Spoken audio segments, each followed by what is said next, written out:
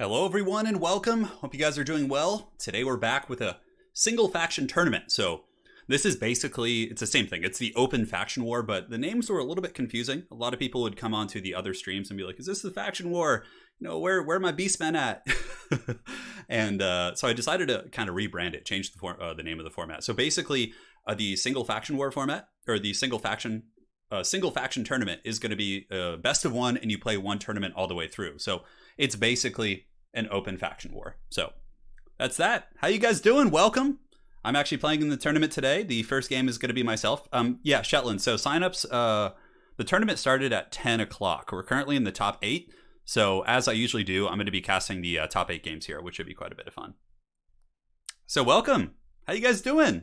It's open faction war, but it's now called a single faction tournament. So, or SFT for short. So, firstly, let's begin by taking a look at the brackets for today. So if we go to the web browser, should be able to see all the goodness here. So, yes, currently we have on the top side, we have Lizardmen against Dwarves, Energized versus Sergeant Spaghetti. We have Evenstar once again. So Evenstar, of course, did win the last one with Vampire Counts, and now he's playing Vampire Coast. But he did draw a relatively tough lot. He has to face Dwarves, but so did I in this tournament. I had to face Dwarves as Vampire Coast also. So, you know, it's doable. It's not like impossible to win. So we have Evenstar against Pug de Bone, and then we have myself. So I was able to make it to the top 8 here. So it's going to be my Coast against Vicious Satsuma's Greenskins matchup. I've kind of struggled with, but, you know, if he beats me, I'm just happy to have made it here. And, you know, it's all good. It'll be fun.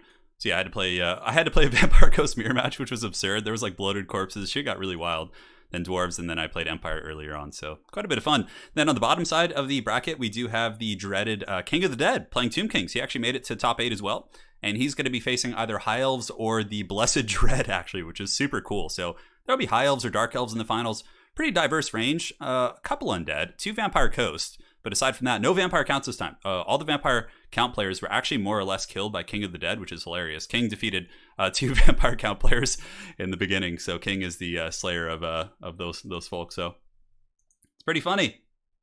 So yes, I see a super chat from Battle Tutorial. He says, "Bro, answer a question for me and my buddies. Gorok or Sigvald 1-on-1, all items, no armies. Who wins?" Probably Sigvald. Yeah,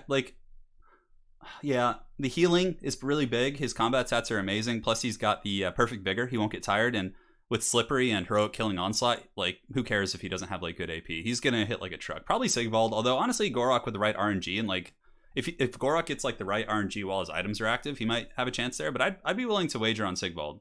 Hey, Epop, thanks for becoming a member. Welcome to the Dukes of Haggard. Yes. Yes, welcome, dude.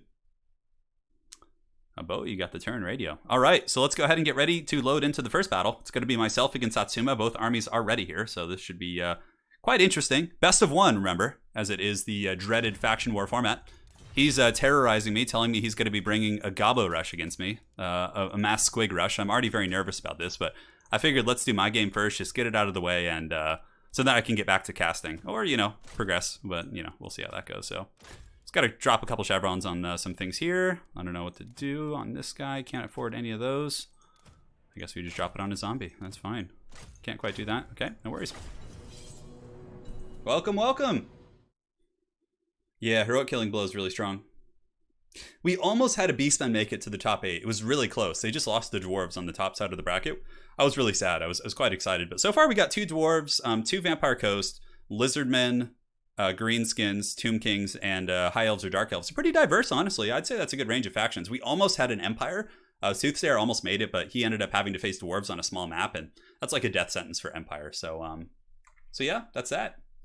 That is that, my friends. I know, let's go. Let's have some fun, man. All right, so we'll load in here. I'm going to be facing off against the dreaded Satsuma. And don't stream snipe me, bro. I believe in you. So we got Queen Bessie. We got all kinds of cool stuff. Should be fun. All right, let's do this. The zombies can be ready to go. We obviously want to deploy a little bit further back. Let me turn the game sound down so it doesn't like troll me. All right. How do we want to deploy? So he's going to want to use this low ground. So probably like more so on this side would be fine. Yeah, this is a good spot actually because we can put Bess like right against this tree here. Although that doesn't give her like a deep set formation. Like she's probably a little bit stronger, more deep set like this. Yeah, that's fine. Let me get like some halberds. guarding her, obviously. All right, so front line, we want to put these dudes up here. These are going to be our deckhand mobs. They're going to get destroyed because greenskins probably pretty much always dominate the frontline engagement. So, all hail the mighty, they're arising from the deep. We got a gunnery one on a crab too, always very strong. Could be some stone trolls mixed in here. Obviously, we don't have too much range to protect with this build, which is one of the reasons I think it's pretty decent. So we just get a couple halberds kind of screening here, like so. Group those guys up. Fellbats can be in 2 and 2, not Fellbats, but deck dropper bombers. They're really good. They can kill the Savage Orc relatively efficiently, or at least, even if you can't kill them, it like breaks their leadership pretty well, which is nice. Probably get a second one. Like, we really want to keep those Shade Wraith Gunners alive. Looks fine, looks fine. Keep some guys in reserve. And then Bessie can go in 4. All right. We got Queen Bess. No more games. All right, the pocket loons are ready. Let's do it, man. Good luck to Satsuma. Should be fun. All right, so he didn't Vanguard me, which is fine. He's got 1,000,000 archers. Oh my god, he has like a rock lobber too. Very interesting. All right, so we got to get Queen Bessie scooting up. Does he have any Savage Orcs? Orc Arrow Boys into the sunset. Basic Savage Orcs, okay. No problem. We'll move up a little bit to coincide with our army's advance, and we have to make sure the halberds like move up with Bess too. I don't even know how the bombers would do against, we could like do a bomber overload, like try and overwhelm one position of archers. Yeah, it's funny, pretty defensive build by him. It's just a goblin rock lobber. So I could even Queen Bess it. What's the range on that thing? Yeah, we could probably stay back. Just get Bessie up there. We could probably just blast his rock lobber. We have extra powder too, so I'm not like too concerned about it. Looks like he might want to come forward here. Some rocks are shooting. We'll just keep pulling back though. I think he has to shoot the bats right now. So Bess is moving up. Bess will be in range pretty soon of that rock lobber, and like I said, we have extra ammo, so I'm not too concerned about that. Shade Wraith Gunners can move up here and prepare to start shooting the hag. As a matter of fact, let's go drop some bombs on the hag and see what... I'm curious what kind of damage it'll do. Okay, so he's Spirit Leeching Bessie, which I have Invocation, so I should be able to kind of counterplay that a little bit. Let's move up you guys. Move up you guys a little bit. And we should be in range soon. Although, yeah, I don't know. That didn't do too much. Let's see what kind of damage this does. I'm really curious, actually. It's something I haven't tried, really. All right, so we're moving up. Shade Wraith Gunners are in position. We'll start blasting the hag. Okay, that does like next to nothing. That's fine. Let's pull back now. Shade Wraith Gunners can open up here. Because we want to create some buffering for the Bess. That like one direct hit on that thing will probably finish it off. Let's just keep pushing up so the hag can't have a freebie here. What is this? Night Goblin Shaman? Oh yeah, he's trying to snipe the Bess. Maybe we can get some picks here. Is this doing any damage? Yeah, it's actually doing a little bit. That's fine. All right, let's go here. Okay, Queen Bessie made first contact, which is great. So one more shot should break that thing. Shade Wraith Gunners are going. Let's get the Gunnery White in group 5. Move that up as well. Everything looks good so far. And a little Goblin artillery piece is broken, so let's switch on to some of you guys. Pull you guys back a little bit too. Get Sloster going. I could use some Damn Knights Errant to like, but I want to save those for the archers. Let's see if we can snipe you guys. Yeah, cool. All right, so yeah, that artillery piece is shattered, which is awesome. Move you guys up, square you back a little bit. We don't want to overextend too much. Shade Wraith Gunners can just keep pressing in. We can just... I don't want to overextend into a trap here, which is good. All right, so these guys are pulled back. The Gunnery White we can just use as a buffering tool to keep them away. We can even like screen some of those guys out. Shouldn't be able to get any more freebies on Bess.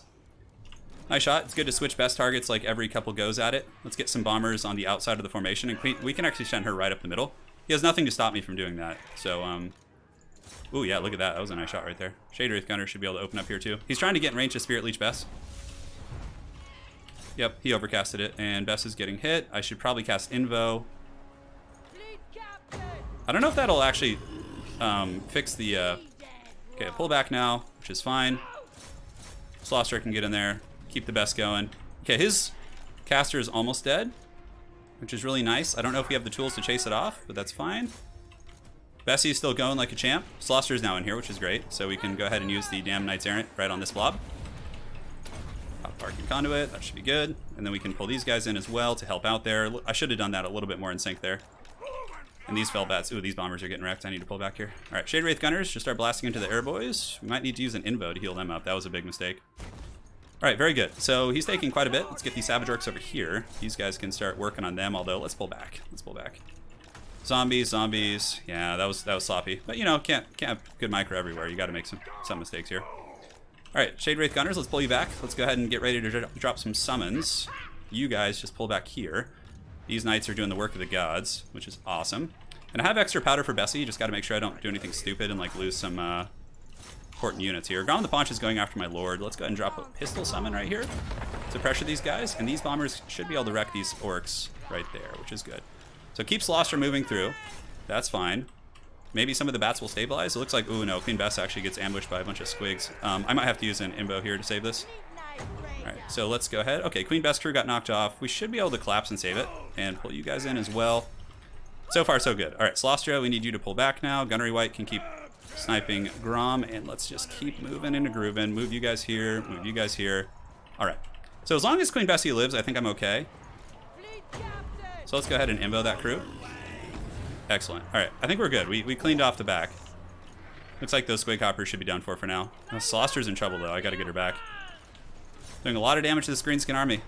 A lot of damage, but we're also taking quite a bit. Let's go after the hag. Pistol summons can keep doing their thing. We pull back here, and looks good. All right, so let's get 1 and 1.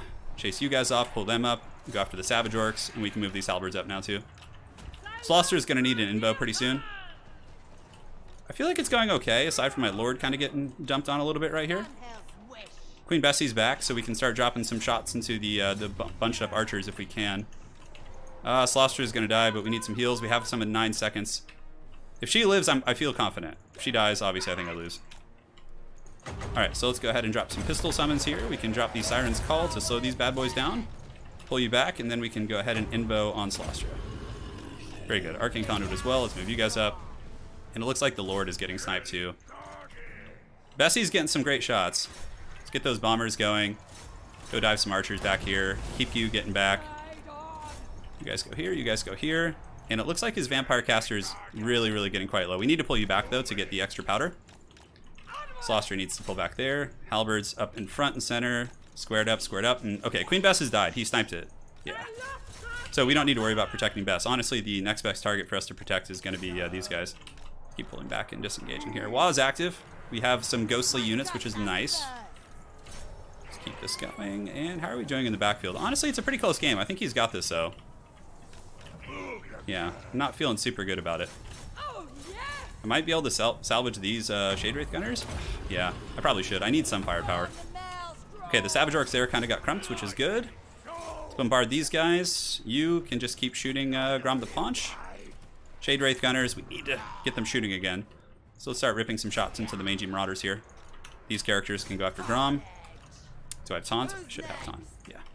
Anyways, unfortunately Queen Bess died. Yeah, that's a shame. It's an old shame, Jimmy. Get you guys going after the archers there.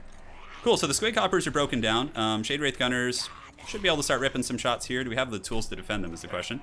Let's give them some extra powder while we have it. Slosser is very, very low. These pistol summons can keep moving up. We need to get these bombers back, and back. These guys were chasing some shit off the map for a long time. Grom really wants it. He wants to come in here, you can tell. All right, let's go ahead and taunt him. Pull you around, Power Stone, and let's go ahead and invo Slostra. Yeah, I think that's the play. Grom is so elusive, man. Okay, so those guys are breaking down. We have halberds chasing zombies everywhere, which is good. Or chasing guns. Okay, can we get some damage on you, please? We might be able to get one more summon. Yeah, Sloster's not able to really keep up with Grom. Those archers in the back are in trouble. Let's pull you back. Shade Wraith Gunners, let's move in. Get some bombers going up as well.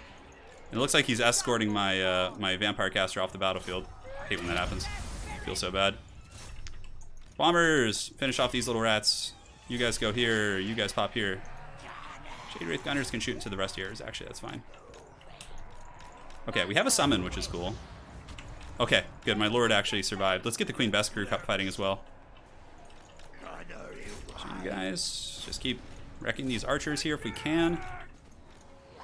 Sloster's gonna have to hard carry against the Paunch. Some more healing, that's nice. Shade Wraith, starting to break some shit, which is cool. Anything that like pressures in on the flank here, we should be able to let's get the Queen Bess crew going there. Can't quite keep up with the Paunch, he's too quick. Okay, we got some bombers coming back. Let's get you guys reoriented here. Yeah, I mean, they are ethereal, so it's not going to be the end of the world. Alright, so let's keep pushing. Let's keep pushing. We have some zombies, like, literally waddling across the entire map, which is hilarious. I don't know if I can save these Shade Wraith Gunners. I'll try. I'll get her in here. I need to, like, start chasing. He's got so many archers, though, man. Gunnery White, you have some extra powder. Let's give it to yourself. I feel like shooting Grom isn't doing anything. Yeah, he just forward focus escorts me around. Let's just start juking, move these halberds up. These guys come back. Bombers, is there anything back here I need to, like, hit with bombers? Yeah, we can go get those guys off. Grom is so elusive, man. Alright, so I got 90 zombies somewhere in the Shadow Realm. Shade Wraith Gunners might be able to get his caster. Stranger things have happened. I mean, I guess if I can run him out of ammo. Man, we're going to go down here. Taunt. Can't catch Grom, so shouldn't even bother. It was a really, really good game, though, man. Yeah. It's good, man. I've struggled with this matchup. That was a good fight, though. It wasn't one-sided, which I'm happy about. He's got a lot of archers left, though. And, who gets extra powder? Yeah, you get the extra powder. Oh, you can't extra powder yourself? Oh, that sucks. Okay, that's news to me. I always thought you could. Alright, so these bombers need to start collapsing on the flank here. Let's get the Queen Bess crew moving in. Get you guys in melee mode. Push in. We need these zombies to come back. Go, Queen Bess. End them. I don't have invos either. Slaughter has no way of healing now. I could give some extra powder to the bombers. Is there any way I can do this? Okay, we shatter those guys. Maybe if I just blitz into the archer lines a little bit. Like, come over here and go after these ones. Let's juke a little bit here. I don't know, the juking isn't terribly helpful in this situation, so let's just fly over their head and see what we can do. Alright, you go in here, Slaughter jukes those shots. Arcane Conduit. Yeah, we don't even spells to cast. There's no point in casting Arcane Conduit, which is pretty funny. Got some zombies in the distance trying to make their way downtown. I'm like trying to give extra powder to Slaughter here, like it'll actually do something. Let's drop a salvo there, see what kind of damage we can do. Yeah, get maybe a couple lucky hits here. Who knows? Okay, let's pile into the archers. Oh god, the bombers are not doing so hot. We need to fly them over here and have them support this block fight. GG, well played. Oh, that was a good game. Great game. The sniping of Bess was really good because that was my counter against the archers, but he had the spirit leeches plus the vindictive glares. Yeah. So that was Coast game 4 tourney. When that fleet captain got pushed by Grom, yeah, that sucks for sure, because like I can't even defend it if it's getting pushed around the map. I know. Oh, it was a good game. Well played to Satsuma. I'm happy. We got to the top 8 today at least. So as far as the build goes, I liked it. I'm starting to think though, yeah, against archer spam, that's pretty good. Yeah, there's, how many archers do you have in total? 9 it looks like. Oh man, 9 archers, that's a lot. Yeah, the bombers are good for peeling. They don't like always get a ton of value. Queen Bess got over 1,000, which was good. Jade Wraith Gunners did fine. Slaughter did okay. That initial bunker busting we had was really good. We killed quite a bit. Like, yeah, maybe some scurvy dogs. Like, cut one, like, get some more doggos. Yeah, because my infantry were pretty useless against him. He more or less just, like, focused them all down. Yeah. No, he's allowed to have... Oh, does he have too many range tools? Let's see. 1, 2, 3, 4. No, I think he's fine. Yeah, the archers are scary, though. He played really well. Yeah, I'm thinking about, like, a different, like, Bess variant. Like, what could I do differently here? Because Bess is susceptible to Spirit Leech sniping and things like that. Maybe, like, Deck Gunners, but you need to kill the archers. The archers are a huge problem in this matchup. Really, really efficient, for sure. Yeah, he had 9 archers, 10, 11, and then 12. Yeah, he's totally fine, I'm pretty sure. Bess wasn't shooting for a while when the crew was under attack. Yeah, that's true. No, he did an excellent job. He got on top of me. He shut down those archers. It was incredibly solid. It's a matchup I want to practice. I thought about going Luther to try and fight Grom, but he can still just juke you all day. Luther can juke arrow ammunition a little bit better, though. That's something to think about. But yeah. GG, well played. Awesome game by Satsuma. Satsuma is going to be going, so let us switch on over to the bracket. Where is it? Web browser. Let's update this bad boy. He is the first to advance. The Greenskins have a presence in the top 4. let's do this to it. Vicious Satsuma. And, yeah. Now we'll go to whatever lobby I see next. So we'll go to the intro graphic. Well played to Satsuma. Certainly a terror of a greenskin player. Escorting my vampire fleet captain around the battlefield in a nice little limousine. Been watching for a while. Finally get to catch a stream. I've learned a lot from videos. Hey, thank you, man. Grossly obscene. I really appreciate that. Yeah, getting a couple hounds would have been good. Maybe my build was a little bit too boxy. It was too dependent on Bess. Like when Bess fell, the game was over because I couldn't. Bess is like can kill archers like infinitely with extra powder, but he sniped Bess and I had no way to kill his archers. Maybe I got to mix in some like dynamic flanking pressure, like some hounds and things like that. I think that's like a big part of why my build faltered. But it's cool. That's that's how you learn. All right. So next up, who do we have? For some reason, I don't see too many games here. Let's see. All right.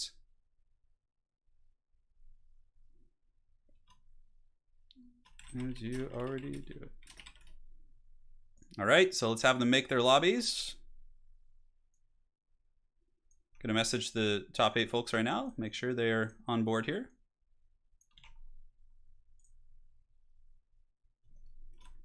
Make your lobby. We will. Perfect. So we're about ready. And then on the bottom we have King of the Dead, who I believe is facing off against Llama. Let's see here. All right, excellent. So that lobby should be up here. For some reason, I can't see it. I don't know why. It's very strange. Steam has been really weird today. Like, a lot of people who are on my friends list, I haven't been able to see their games. I don't know what it is. Okay, yeah, like the multiplayer list just isn't refreshing right now. One sec. Go to Steam. Am I like hidden offline or something? Weird. Let me restart game. All right, so I'm just gonna restart my game real quick and then we should be able to get going from there. Hopefully that'll fix the problem. Come on, Steam. Don't do us dirty like this. I mean, there's other ways around it, obviously, but it's like if I make a lobby and invite them, we might have to end up doing that. The podcast with Falcon will go up tomorrow, probably. I started to render it last night, but it took like 3 hours, and I didn't want to leave my computer on when I went to sleep because it's pretty long. So, yeah. Where's this image from? That is Bretonnian art. It's from the, I think, Bretonnian concept art from Total War Warhammer. It's pretty badass. It's the Knight Spartacus receiving a blessing, I know. It's like Sparty with gray hair. That is correct. No, Falcon did play today. He had a good fight early on and was defeated, but I'm sure he'll be back for the next run. Don't you guys worry. All right. Come on. Okay, so what I'm going to do is host the battle. All right, guys. So for anyone watching, we'll do even star. I made lobby. We'll do even star versus Pug and Bone here. So let me find you guys on Steam. Get y'all added up.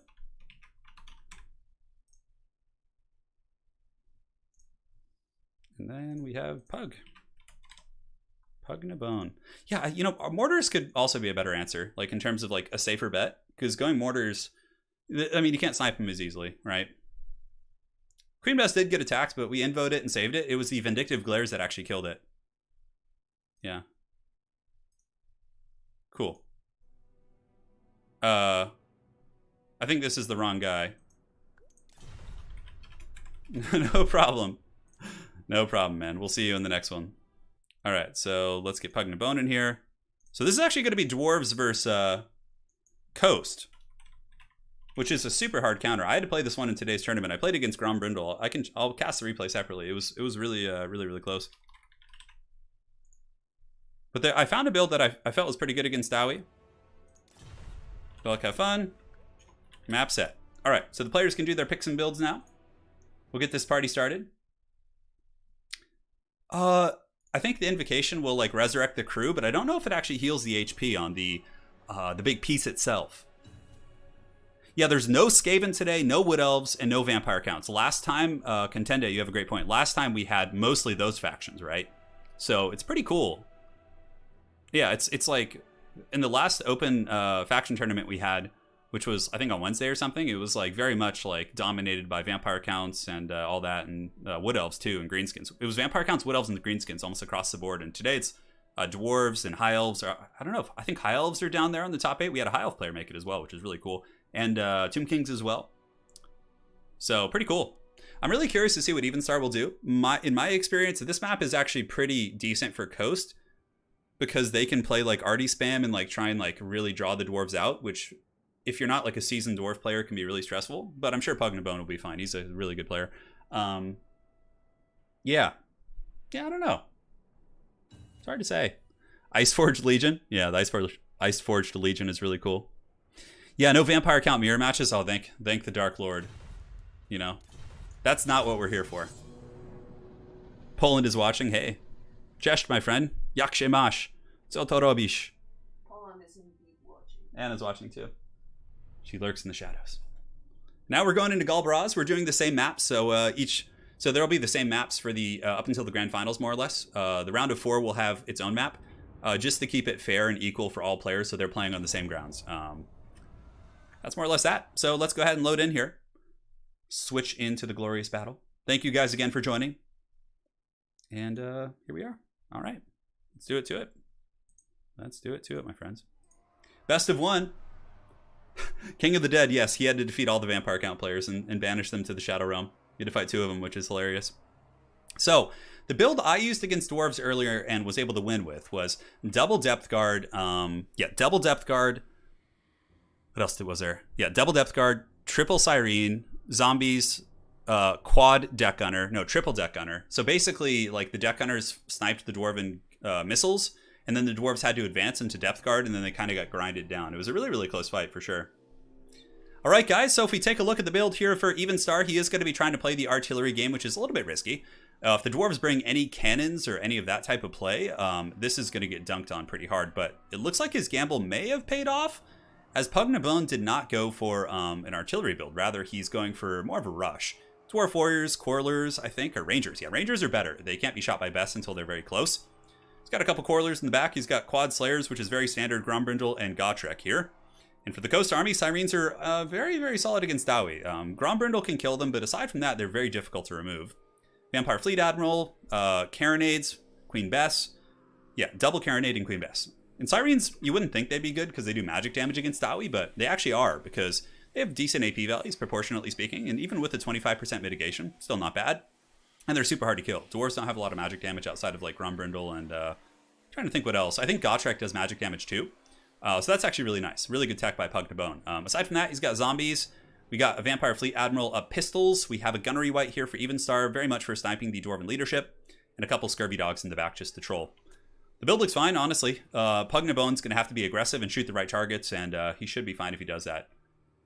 But as far as this matchup goes, this is probably the hardest matchup in the game for the Vampire Coast. It's a massive Dwarf-favored matchup. That's not to say that good Vampire Coast players can't win it, though. It can certainly be won. That's the thing about this game. Probably the worst matchup like ever is like Dwarves versus like Empire on a small map. Like the Empire just has like almost no chance in my experience. So yeah, welcome guys. Bring me Neferata's head. Yeah.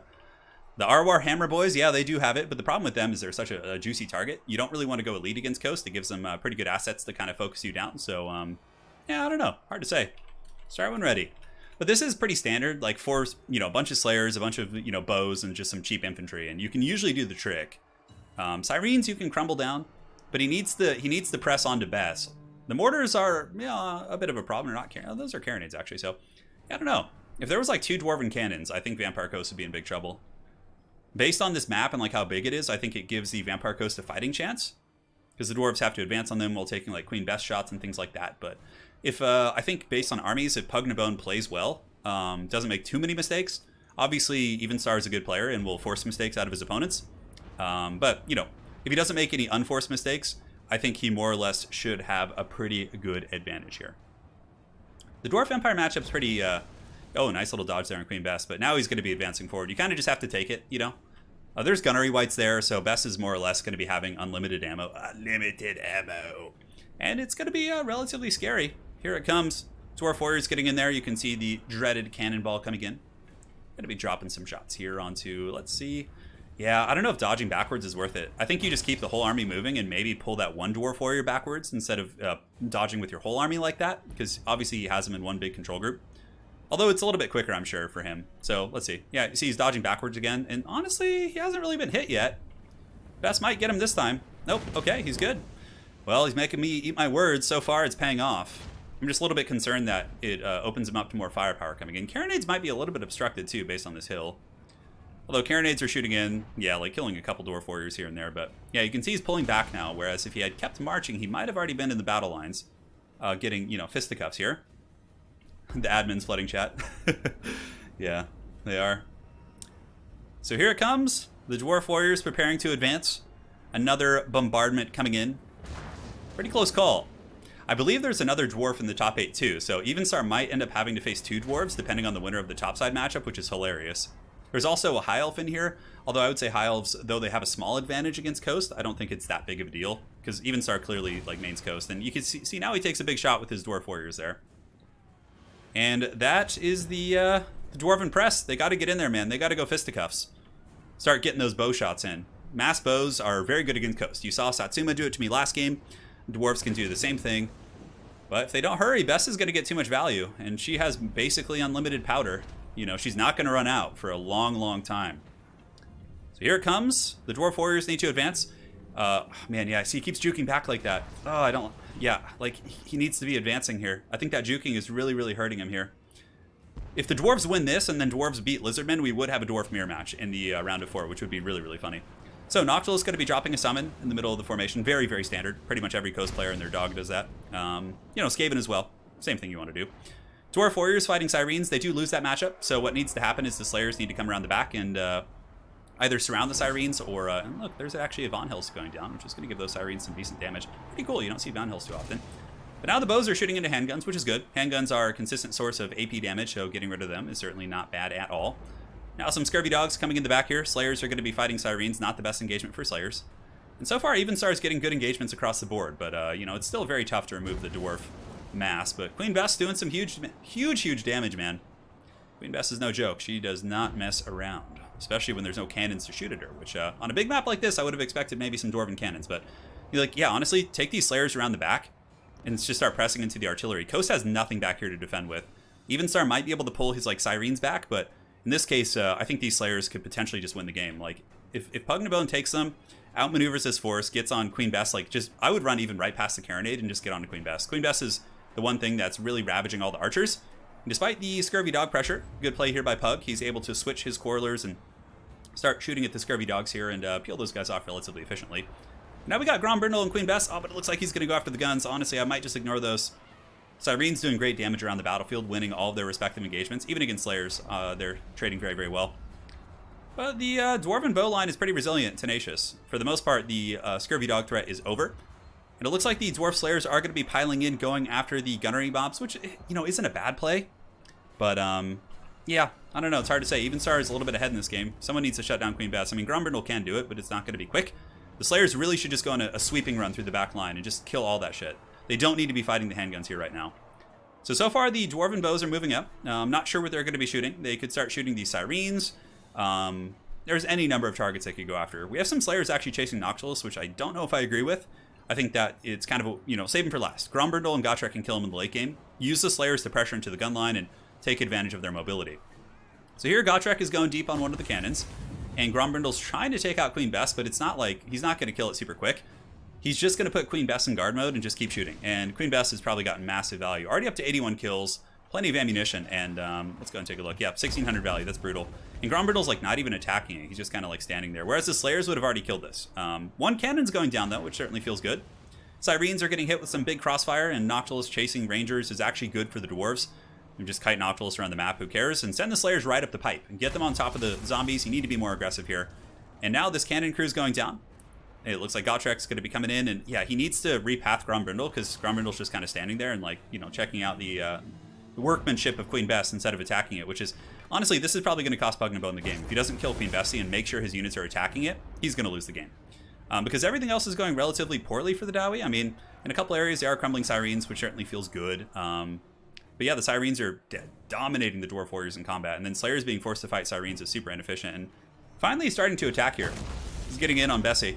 And you know what's funny is the one thing that might actually kill this Queen Bess is going to be the friendly fire from the undead here. Yeah, he's starting to get it down.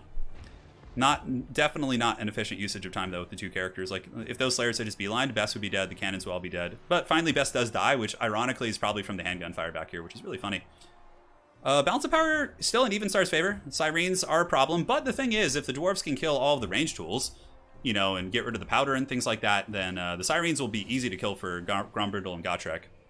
No problem. They can also dominate Count Noctilus in combat, so that's a little something too.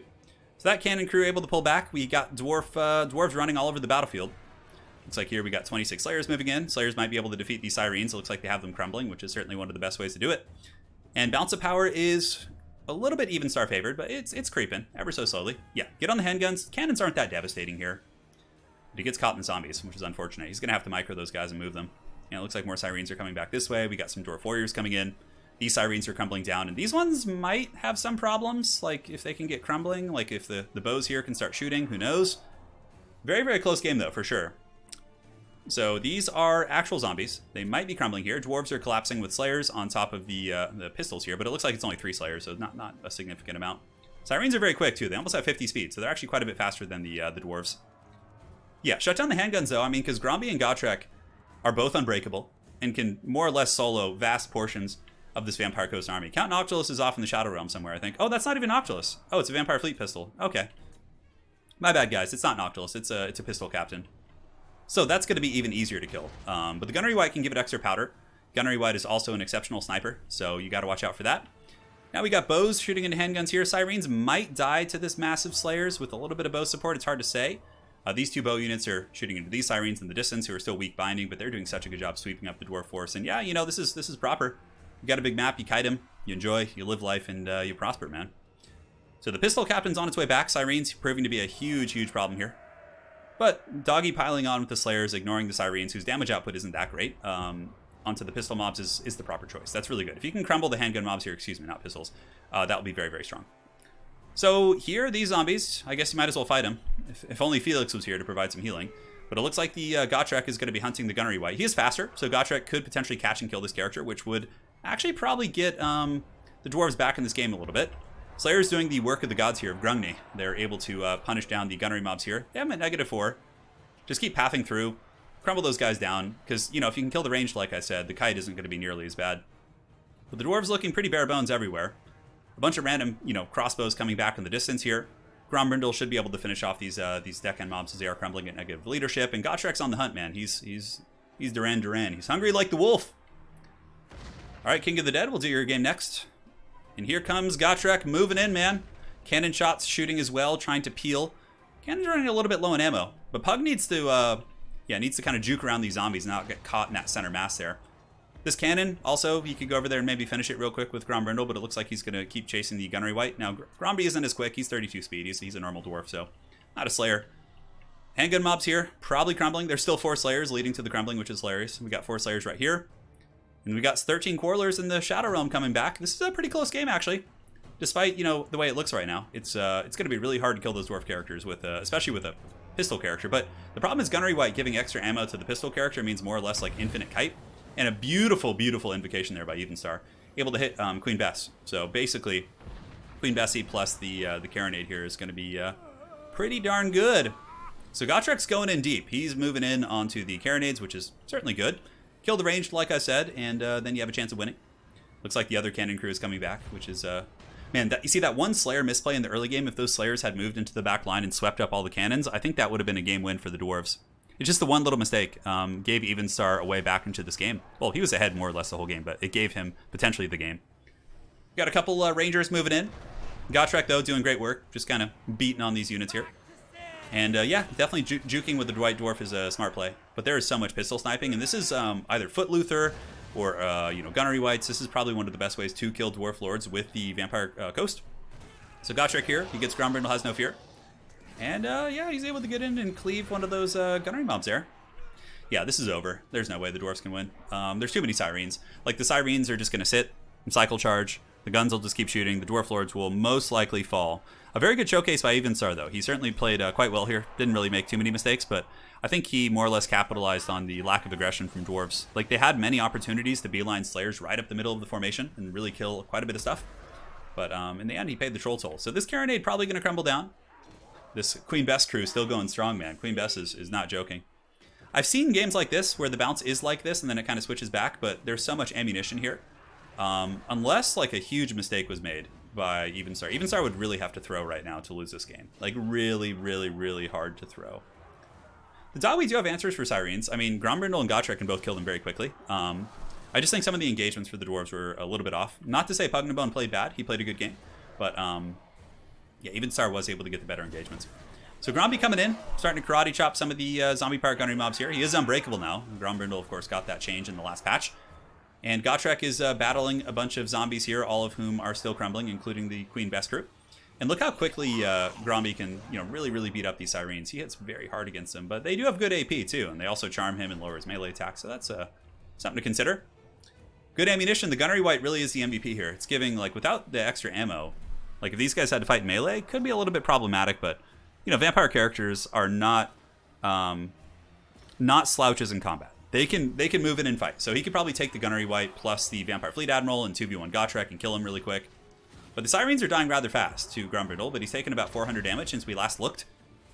So that's obviously a pretty serious factor right there. Handgun Mob's also able to get away. Evenstar could pull them back, get some separation, so if the fight does go to a really... Yeah, Gotrek, does he even have his heal? I don't think he has a healing ability, doesn't he? I think it's like something Fortitude or something. It'd be pretty crazy to see Gotrek go like Super Saiyan and win this. Yeah, but like the problem with Gotrek's heals, it just doesn't work. It's like so buggy and weird. Look at the Sirens dying. Like the Sirens are dying really, really badly here. Gotrek maybe going after the character here isn't a bad idea. I mean, we got Sirens and characters. Stranger things have happened. If Gotrek got like a MLG major big brain heal, that would be pretty crazy. So here it comes. 604 to 2900. I think the Gunnery White just wants to fight right now, maybe? Oh, it looks like the Sirens are going to pile in. And that should trigger Gotrek's healing here in just a hot moment. These Sirens are actually crumbling and dying to the White Dwarf. Only has 300 HP, though. Oh, you see the heal just doesn't work. Like, it just goes off and it does nothing. Yeah, I don't know. It's so dumb. It should be like, if they're going to give him something like that, it should be a guaranteed heal. Anyways, Gotrek's about to get popped in the face by this Gunnery White with the long rifle. He's got that big old, the long shot. Gotrek's ready to meet his doom and be teleported to Age of Sigmar. There he goes. And now we got Grombrindle, the White Dwarf, making his valiant last stand. GG, well played. That is going to be Evenstar advancing, which is, Evenstar might have to face two Dwarves. He might have to, which is pretty absurd. Very well played. That is the hardest matchup in the game for the Vampire Coast, so the fact that he was able to win it and put on a good show there, well played.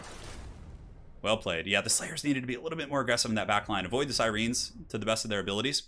Yeah, it was a scrap. So as far as value accrued, 700, 935. Sirens all got like more or less 1,000, which is really, really nice. Handguns, cannons, Queen Bess.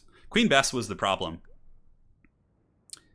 Queen Bess got 2,500 value, 21,000 damage against Dwarves is just value city. This thing it just cost him the game. It needed to be shut down early, but it's easier said than done. It was deep set. It was hard to get to. So well played. Well played indeed. Yeah, there was a couple issues where Gromby got like stuck. A few little things could have won the game for the Dwarves. It was a good scrap, a good proper scrap indeed. Alrighty. So let's go back to the bracket, my friends. Update this bad boy. Will Evenstar win 2 of these in a row? Perhaps so. Intro graphic and web browser. All right, here we are. So that will be Evenstar advancing. Of course, challenge is like, I'm not going to work unless you refresh me. It's just, I'm not going to do it unless you tickle the pickle here. All right, so we have Evenstar in the round of 4, and we have Satsuma. Potentially Greenskins versus Vampire Coast, which it'd be really interesting to see what Evenstar does differently than me, or if Satsuma would change his build after playing the game against myself. All right, so now we'll do King of the Dead and his mighty foe. So let's go ahead and get that intro graphic up. Thanks again for joining today, guys. It's been a blast. We had a donation during the game. Been a long time since I made it to a live stream. Too bad I got to go visit my family. I'll just drop this here and watch the stream later. Edward Hefner, thank you so much for the donation. We also had one from, the Grossly Obscene, which I did see before. Thank you so much for your donations, guys. Really means quite a bit. All right, GG, well played. So let me chat with King, see what's up. All right, join my game. So now we have Tomb Kings against High Elves. We have Llamas M versus King of the Dead. So let's get him in here. Go ahead and join when you guys can. I will invite you on Steam. We will find the King of the Dead. Well played to Pugnabone. A valiant effort. And let's do it. Let us do it to it. So this is going to be relatively normal on our schedule. We'll have this tournament, which is, you know, the single faction event, which is like a fun, casual best of one tournament. And then we'll have ECL every week too for our more long-term traditional tournaments and things like that. Turin, in your Legendary Lords tourney, did you include Boris and the Red Duke? Yeah, they're both in it. And that's going to be starting this week. Players are still playing, but there's 2 groups that have finished in the Legendary Lords tournament. So I'll be casting those this week. So there's some really good games. We have Eltharion, we have Luther, we have all sorts of characters coming up. I'm very excited for the Legendary Lords tournament. How's it going, Poison Ducky? Welcome, welcome, man. Speaking of Eltharion, the Grim. Speaking of. And then his opponent is going to be Llamas. Let me go ahead and get him if I can. I think he has a different name in Steam, so. Or in the Discord. All right, so the map now is going to still be Galbaraz, because obviously we want to keep the map the same. Christian Nelson. Hey, Turin, have you seen the new Death Guard stuff? Yeah, I'm very excited. The new Mortarion is awesome. Josh. Yeah, the new Morty is probably my favorite thing, because it's a really bad feeling when you have an army and it's just like, it just doesn't work. You know, the centerpiece just is not a functional piece of equipment. Yeah, it's bad. Hold on, so let's see here.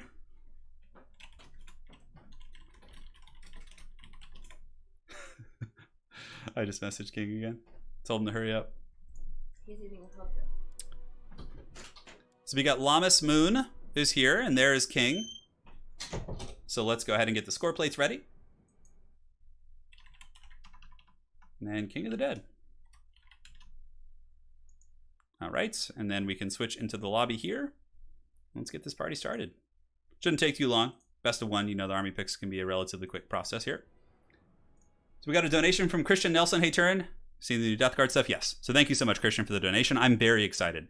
As a matter of fact, I'm excited to try Poxwalkers again now that they're T4 and there's some other synergies with them. And yeah, I'm going to pre-order the Codex probably today, and we'll do it.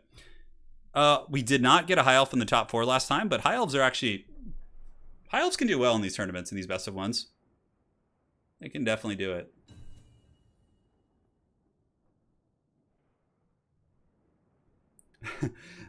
Pope Taint says, I got this kid a Mortarion for Secret Santa at the shop, and you're dreading sending Bloodthirsters at it? Yeah. Tremble, mortals, and despair. Yeah. Llamas Moon. Is this like a Lotus Moon twin or something? Oh, no. Oh. Looks like a... Oh, it's Bilbo Baggio. Okay.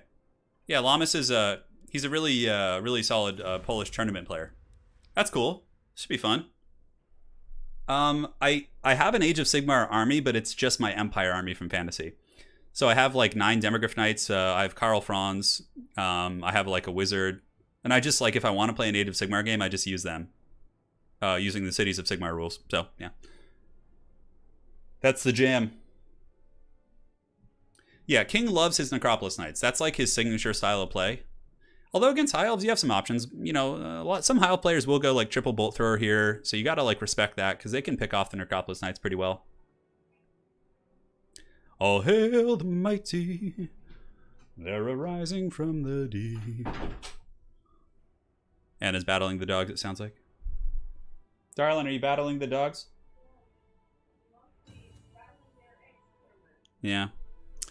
So now we load in. It's going to be Llamas Moon versus King of the Dead here in the top 8. Yeah, Bilbo Baggio. Yeah, it's pretty fun. I just watched and heard again on Sotex Fantasy Roleplay. Yeah, that was fun. It was a lot of fun. I don't like playing those games on, like, if I'm going to play like a tabletop RPG, like, you know, D&D type thing, I'd rather play in person. That's like where the magic happens. Granted, obviously in these times you don't have a choice, but I'm just going to wait, so. Yeah, I really want Kislev as well. That's going to be super fun. The Bear Cavalry. The Ice Chariot that the Zaris rides on. That's going to be so cool. What do you think of a co-commander tournament? So, like, are you saying one player essentially controls one aspect of things and the other player controls, like, the archers and cavalry type thing, or just like a 2v2? I will actually be doing a 2v2 tournament soon. I might do, like, a casual one during the week, get a couple teams together, you know, put up a nice little prize and see what we can do. Should be great. I'm interested to see what King of the Dead does here. I think we're going to see Necropolis Knights, which... Something I've learned, I've been playing in a lot of tournaments lately, winning some, not winning the whole tournaments, but winning matches, losing matches. It's like not overthinking things is probably one of the biggest variables. Like the way you lose games is when you go into a match for someone and you change your build to like cater too much to their playstyle, and then it ends up not being like your playstyle, and that's how I've lost many of my games. So just something to think about. All right, and here we are. Well, no, I just like, you know, I play Magic Arena sometimes, but like my favorite thing is playing Magic in person and just like laughing with your friends and stuff. It's like, yeah. Over Zoom, there is no threat of danger to keep a DMs in line, yeah. Yeah. All right, guys, so let's take a look here at the High Elf build. We have triple Eagle Claw Bolt Thrower. It's going to be double Sister of Avalorn, I believe. Triple Sister, wow, that's actually potentially really strong against Necropolis Knight spam. Like that heavy firepower could really drag down those elite knights if King isn't careful. He's got Reavers, he's got Silverhelms, Rangers, Spearmen, and it looks like it's going to be Teclis. Teclis is insanely strong with Sisters because of the Kindle Flame synergy. So whenever Teclis casts a net, it triggers a Kindle Flame, which applies 22% fire weakness to the enemy army. Therefore, all your Sisters are going to be getting a 22% multiplier, which is really strong. Really, really strong indeed. I really like this build from Llamas Moon here, from Bilbo. It's awesome. It's very, very cool build. And now for King, I mean, it's a King classic. It's double Necropolis Knights. He's got a Screaming Meme Catapult, Ark in the Black on horseback with the Tomb Prince for some dueling capabilities, and some Nehekar Horsemen. Just looking at the builds, I have to say, I think that if the High Elves play their cards right, and Bilbo is really on point with his micro, King might be in a little bit of trouble. I think the Sisters will counter the Necropolis Knights. The Bolt Throwers will snipe out the Screaming Skull Catapult and or the Necropolis Knights. I think there's a lot of problems for this Tomb King's army here.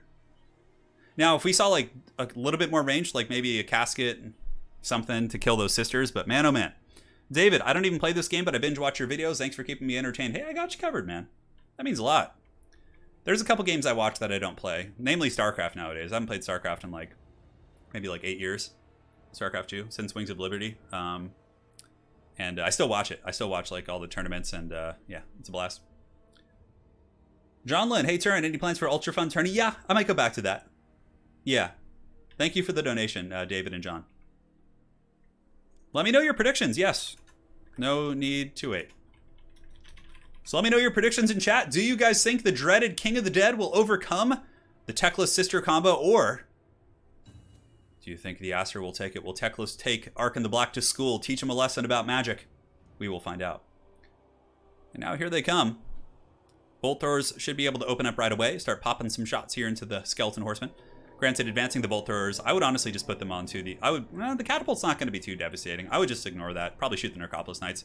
Without the Necropolis Knights, there's no, like, hammer in this army. And then, like, it's just going to run out of steam. But, like, yeah, elite cav units with, like, nets, that's some nasty shit. Although Ark in the Black could come in, drop some Skeleton Summons on the Sisters. But again, with Arkin, you got to be careful. Teclis is here. Teclis can net you down and butter your bread super hard.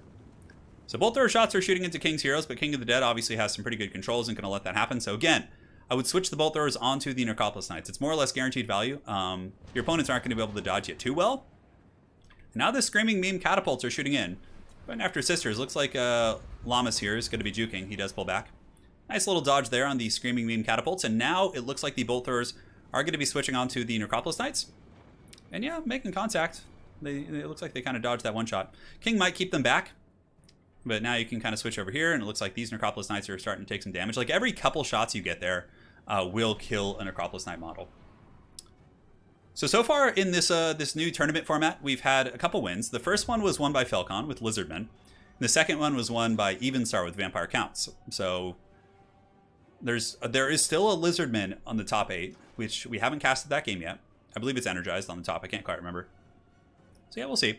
Tomb Guard are advancing. Tomb Guard will trade well here. Tomb Guard are going to be pretty efficient against Rangers, and also their silver shields make them durable against all kinds of focus fire. Triple Sister is no joke on the ammunition department, though. King getting a nice surround and really playing this well. He's avoiding damage on his high-value targets and is getting a nice pressure surround here on the High Elf army. Tomb Guard might get melted down, but those Screaming Meme Catapults certainly, you know, pounding those Sisters pretty good. What's also a really cool combo is Fiery Convocation. So what you do is you net the Tomb Guard. Oh no. Oh, King, not like this. Oh, such a good net. Oh, God, Arkan. Oh, that's all magic damage, too. Really good skeleton summoned by King, though. That's probably going to save his life, because then the skeletons eat a ton of the shots. Yeah, that shit is serious. That is a lot of firepower. Arkan is still netted. He might actually be dying here. It's hard to say. So on the flanks, we have Necropolis Knights moving on to the Bolt Thrower. Sisters, oh, God, Arkan, why did you come so close to tackle us, King? King! So, yeah, that's pretty rough. Not to say that King still can't win the game, but losing your caster, especially an expensive one like Arkan, certainly hurts the soul. Sisters ripping some fat shots here into Nekar Horsemen. They should be shooting the Necropolis Knights, but Enfeebling Foe is active, giving the Silver Helms a little bit more of a fighting prowess. Fiery Convocation's going down on top of the Tomb Guard with Halberds, and or actually basic Tomb Guard, and that's going to do some big damage. King is not going to dodge that. Nice one right there. Goes through the King Nikesh's Scorpion Legion as well. And it looks like the dreaded High Elves probably going to be in a very commanding position this game. It's really cool because most High Elf players don't use Sisters, but sometimes you can like bring them into matches like this and just surprise the hell out of your opponent. And in this game, it did. You know, against the elite cavalry and like the you know, characters that are very pricey there, it was very, very strong. So is there any way King can win this? He's got Necropolis Knights here. He's got 15 right here. And he might win the frontline engagements. The Tomb Guard will defeat the Rangers, maybe with the exception of the centerpiece and the flank here because of the Fiery Convocation. Still hard to say. It's not over. Yeah, you guys felt that? Yeah, you felt that one. It's still a close game, despite that. Not, I wouldn't say close, but King isn't 100% out of it yet. If the Tomb Guard can be really sustainable and the freaking Meme Catapult can finally get some good shots like it does right there. Little Ushopti summon to the back too could kill this Bolt Thrower crew, but Bilbo's doing a very good job getting all of the Bolt Throwers back online. So here he gets the Eagle Claw Bolt Throwers back and should be able to rip some nice shots. Catapult still going. Sisters aren't bad in combat either, though. They got 38 and 50 for their combat stats, and they could fight off like chaff and just shitty units and things like that. And if Bilbo puts them in guard mode, which is a kind of a toggle on the bottom, they can actually like kind of shoot while they're in combat. And now you have some Sisters in the back who are shooting back here. Yeah, going downtown, man. After those Necropolis Knights, shit is getting quite real. A very, very exciting game. Ushopti Summon is doing some good work. Might be able to take that Bolt Thrower offline, but they're a little bit tangled in spears, which is unfortunate. King Nikesh's Scorpion Legion shutting down this Bolt Thrower crew. Bilbo needs to grab this, or Lammas, and he needs to pull these guys back and kind of get away from those spearmen right there. But once the Necropolis Knights go down, could be a little bit tricky, although Tomb Guard sustainability is a thing. If King were able to bring this back, that would be an insanely impressive comeback, considering he lost his Lord and has taken such a beating here in the early game. These Necropolis Knights, 210 HP, Screaming Meme Catapult getting into the spears. Some of the Sisters might be able to get away. The Ushopti Summon will disappear in a moment, which will affect the balance of power. So in about 20 seconds, that Ushopti Summon, it's actually close. Like, King has kind of brought this game back a little bit, guys. I know you guys are laughing at me as I say that, but there's still a fair amount of Tomb Guard on the battlefield. Bolt Throwers are kind of being chased down. Tomb Prince here trying to hunt down Teclis is also a good call. But the Ushopti Summon disappearing will feel very, very good. And Lammas needs to get these Sisters of Avalorn back online shooting, and he does. And now they're probably going to be able to kill these sneaky Snake Knights. They're at negative 31. They're crumbling really, really bad. Might even go to the next tier of crumbling. So Necropolis Knights probably down for the count here. And it looks like the Tomb Prince slightly surrounded by some Silver Helms, but Teclis running around cackling with the Sword of Teclis. Still a lot of Spearmen. Spearmen are certainly going to be a nice anchor upon which to fall. We got some Sisters of Avalorn coming back over here, which honestly, they could creep over here and maybe snipe that Screaming Skull Catapult if Lammas decides to do that. I think there's another Fiery Convocation too. It looks like a net going down. Nice net there on the Tomb Prince. Does trigger the Kindle Flame, but it looks like it's worn off already. And the Sisters are now ripping some shots into the armored hide here. He is shielded. I'm not sure which way he's facing, so he might be taking some damage if he's being shot in the back. Otherwise, the shield is certainly a pertinent variable.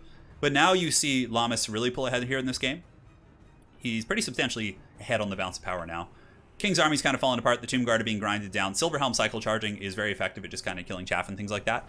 Pretty cool to see High Elves in the top 8 and also doing pretty well. He's had a good run of games, and who would he? It'd potentially be High Elves versus Greenskins. So yeah, this is the bottom side of the bracket's going to be High Elves versus Greenskins on the final. So it'll be Vicious Satsuma against Lammas Moon here, or Bilbo Bagosh as he usually goes by. And the Tomb Prince is on the hunt. He is very close to breaking, or crumbling, I should say. Critical binding. Sisters moving their way in. Going to be ripping shots into the Tomb Guard there. And now you can see the Tomb Prince is on death's bed. -24. And down you go, man. Down you go, Sweet Prince. Screaming Meme Catapult's about out of ammunition, I have to say. Despite the game, despite King losing his Lord early, he played quite well and scrapped to the bitter end, but I just don't think he has enough. I mean, the Skeleton Spearmen are kind of annoying for sure. Catapult's actually still pounding, man. It's weird. The game's like still stressful, right? There's like all these like annoying sticky skeletons everywhere, and the High Elves don't have too much. But like the thing is, they could just surround them and shoot them. The Sister is coming back. Even 18 models can kite and like poke Skeleton Spearmen all day. Crumbling and hits. Yeah, crumbling is a little slow. It's only 10 HP per second, I believe. So it feels like an eternity for things to actually crumble down. So Teclis bringing it home for the Acer here. Beautiful net play, able to really punish and snipe Arkan. Had Arkan lived, could have been a very different game. That is for sure. But Bilbo able to do it with a pretty decisive victory there, as the Screaming Skull Catapult does wither away as it runs out of ammunition. That does affect the balance of power. And the High Elves are going to be moving on to the top 4, my friends. GG, well played. That's all she wrote. I actually like Fiery Convocation against Tomb King. Sometimes if they bring Kepler Guard, you can net them and Fiery Convo them, and it like one-shots them. It's pretty damn strong. I mean, by itself, it's really easy to dodge, but with nets, it can actually be pretty decent. So Sisters, 1,500, 1,400, 900, great value. Bolt Throwers kind of got shut down, but they all paid for themselves, which is impressive. And Teclis, of course, was the raid boss. So Sisters and Bolt Throwers carried. Arkan getting killed was super, super painful. The Tomb Guard was a cool choice. I like that. It gave him like a durable front line, which almost kind of carried him to the late game. But the Necropolis Knights still got 1,600 value, despite kind of having counters against them. King was able to make those work. So GG, well played. Let's switch on over. Let's do it to it, man. Let's go to the browser. Just like that. Look at the power of technologies. Of course, I'm just going to refresh it ahead of time because nothing on Challenge works unless you refresh it once, which is so weird. All right, so we got High Elves versus Greenskins. That's an interesting matchup. We got the Warden and the Paunch battle. And then on the top here, we now have Sergeant Spaghetti versus Energized, which is very, very cool. So we'll get that game going in just a second. And go to the intro graphic, just like that. And awesome. Yes, good, Anakin, good. Zishtem. Hey, Turin, finally caught one of your streams. Huge fan. Cheers. It was so funny when I was waiting for King. I was like, where the F are you, King? Get in the lobby. All right. So next up, we have Energized. High Elves doing work today, man. That was a cool build. People always say High Elves never win, but there you go. That's for all you haters out there. Greenskins in the top 4. Yes, they are. Vicious Satsuma is one of the best Greenskin players in the community, too. So you have some very good, proper representation here. Jishtem, thank you so much for that donation, man. Did I say your name right? Did I say it? Who's favored in Lizardmen Coast? Probably Coast. Yeah. But, I mean, it's winnable for Lizards. You know, it depends on how prolific of a Lizardman player you are. All right, so let me tag these guys. All right. Energized verse. And he is facing... So many tabs open. I feel like I need a freaking third monitor sometimes. Sergeant Spaghetti. So we got Dwarves and Lizardmen here. He's in the Sons of the Mountain, the dwarf-only clan, I think.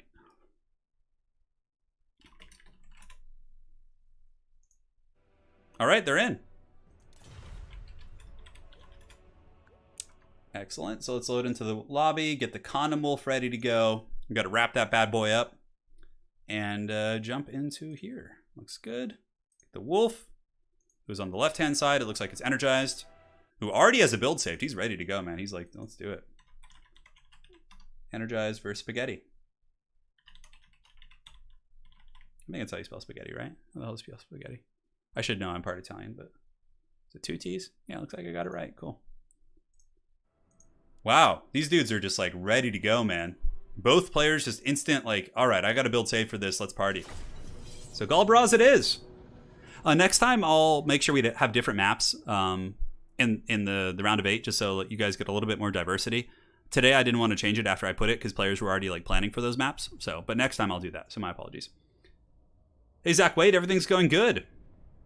Oh, I love Empire. Empire is one of my favorite factions. Empire, Vampire Coast. I'm starting to main Vampire Coast again. I had pretty good success with them today. I was very happy with that. Yeah, we'll see. Sergeant Spaghetti is one of your friends from the CA forums. Right on. Can you give me your opinion about a Phoenix Guard Larry build? So, LEG, it depends on what you're facing. Like, I can only tell you if it's good if you give me, like, circumstances. Like, what map size and the faction you're facing. All that kind of stuff. So, Evenstar, of course, is waiting for the winner of this game. Evenstar is going to want the Dwarves to lose. Because even though he was able to win, it was dicey. Lizardmen are a much easier matchup for Coast, I think. Dwarves is their hardest counter. So I think that's kind of the direction they're going. Sorry, guys, just updating a couple things. Looks like we're good. All right, so for the Jawi, we have a huge battle line of Dwarf Warriors. In the back, we got Quarrelers and Thunders and Iron Drakes. Holy shit, look at this build. This is some serious shit. Triple Iron Drake Trollhammer, Quad Thunderer, Triple Quarreler, and then it looks like it's going to be Ungrim Iron Fist. Holy shit, that is a serious gun line for the Jawi. What attributes do you need to be good with Bretonnia? You need to be good at cycle charging. Yeah. You need to have good cavalry control. And also you need to be very good at rallying units because your shitty peasants are always breaking. You need to send them back in. So rallying units, cavalry control, knowing just when to take cavalry engagements, when to hold them back and defend your peasant archers, things like that. Yeah. Rallying units and cavalry control, I would say. Lead 4733. I'm the milkman. Hey, there you go, man. I can't do milk anymore, I'm sorry. But, I appreciate that donation, man. That is a ton of missiles. And now for the Lizards, it's going to be a Croxy Spank Rush. So he's got Gorok, he's got a Manticore Summoner, a battle line of Saurus and Red-Crested Skinks with Croc scores. Very straightforward. Just get in there, bulldoze them and, live your best life. Just live it. Live it to its fullest extent. Hold on. With this, humidifier going in the side. Sorry if it was making sound. Yep. It is a big, thick Dwarven army. I was going to play Empire today, but then I saw how many Dwarves we had signed up. But it's funny. Then I just picked Coast, which also gets wrecked by frickin' Dwarves. Yeah. They're risky. They're risky. But, Evenstar on the showed on the proper map. Coast really loses the Dwarves badly on small maps. That's your biggest problem. So here it comes. The Jawi battle lines march. If Dwarven Master Engineers could give extra ammunition to their units, I think you'd see them more. Yeah. Lizards are going to certainly have a lot to... no Slayers in this army. Not even Dragonback Slayers. I'm really curious about that. This is like how Anticity used to play Coast pre-patch. 1 million guns. And if your flank gets attacked, just shoot them off with guns. Who needs anything to defend? Yeah, it's certainly strong. Now, what I would probably do if I were energized is I'd split my army and go to the Dwarven flanks, because charging them head on will make them very, very happy. They'll be full chub Dwarves if that happens, because they're just going to be a torrent of fire. 4 Thunders blasting a Croxagore is just unholy pain. Coast is risky in faction wars. Yeah, Coast is very risky because if you run into Dwarves Empire, you can struggle. But aside from that, Coast can hang with everyone else, and Coast versus Empire isn't that bad. Good Coast players can usually defeat Empire, or at least have a good fight with them. But Coast versus Dwarves is risky. It's a lot of range to protect, but I mean, there's the best offense, I guess, is offense, right? The best defense is offense, as they say. So, gonna rip a lot of shots here. Honestly, if he could just kill the Croxagores, he'll be feeling pretty good with himself. Just blast the Croxies, and we got a Manticore Summon coming in now. Manticore Summon will be very obnoxious as well. So Red-Crested Skinks against Longbeards on the flanks. Longbeards take quite a bit of damage on impact. Should be able to fight back and win that fight, though. Their stats are just way, way better. But now Croxagores are getting in. Lizards are pushing in all over the place. Croxagores are force pathing through and getting on top of the guns, which certainly hurts. Manticore Summon disrupting. We also have the Powhawk to Sentinels. Energized is a very, very skilled Lizardman player. So if anyone's going to be able to do it... Oh my god, look at that rock drop! Value City! Then he goes in and dives him. Oh, what a manly play there by Energized. That was awesome, dude.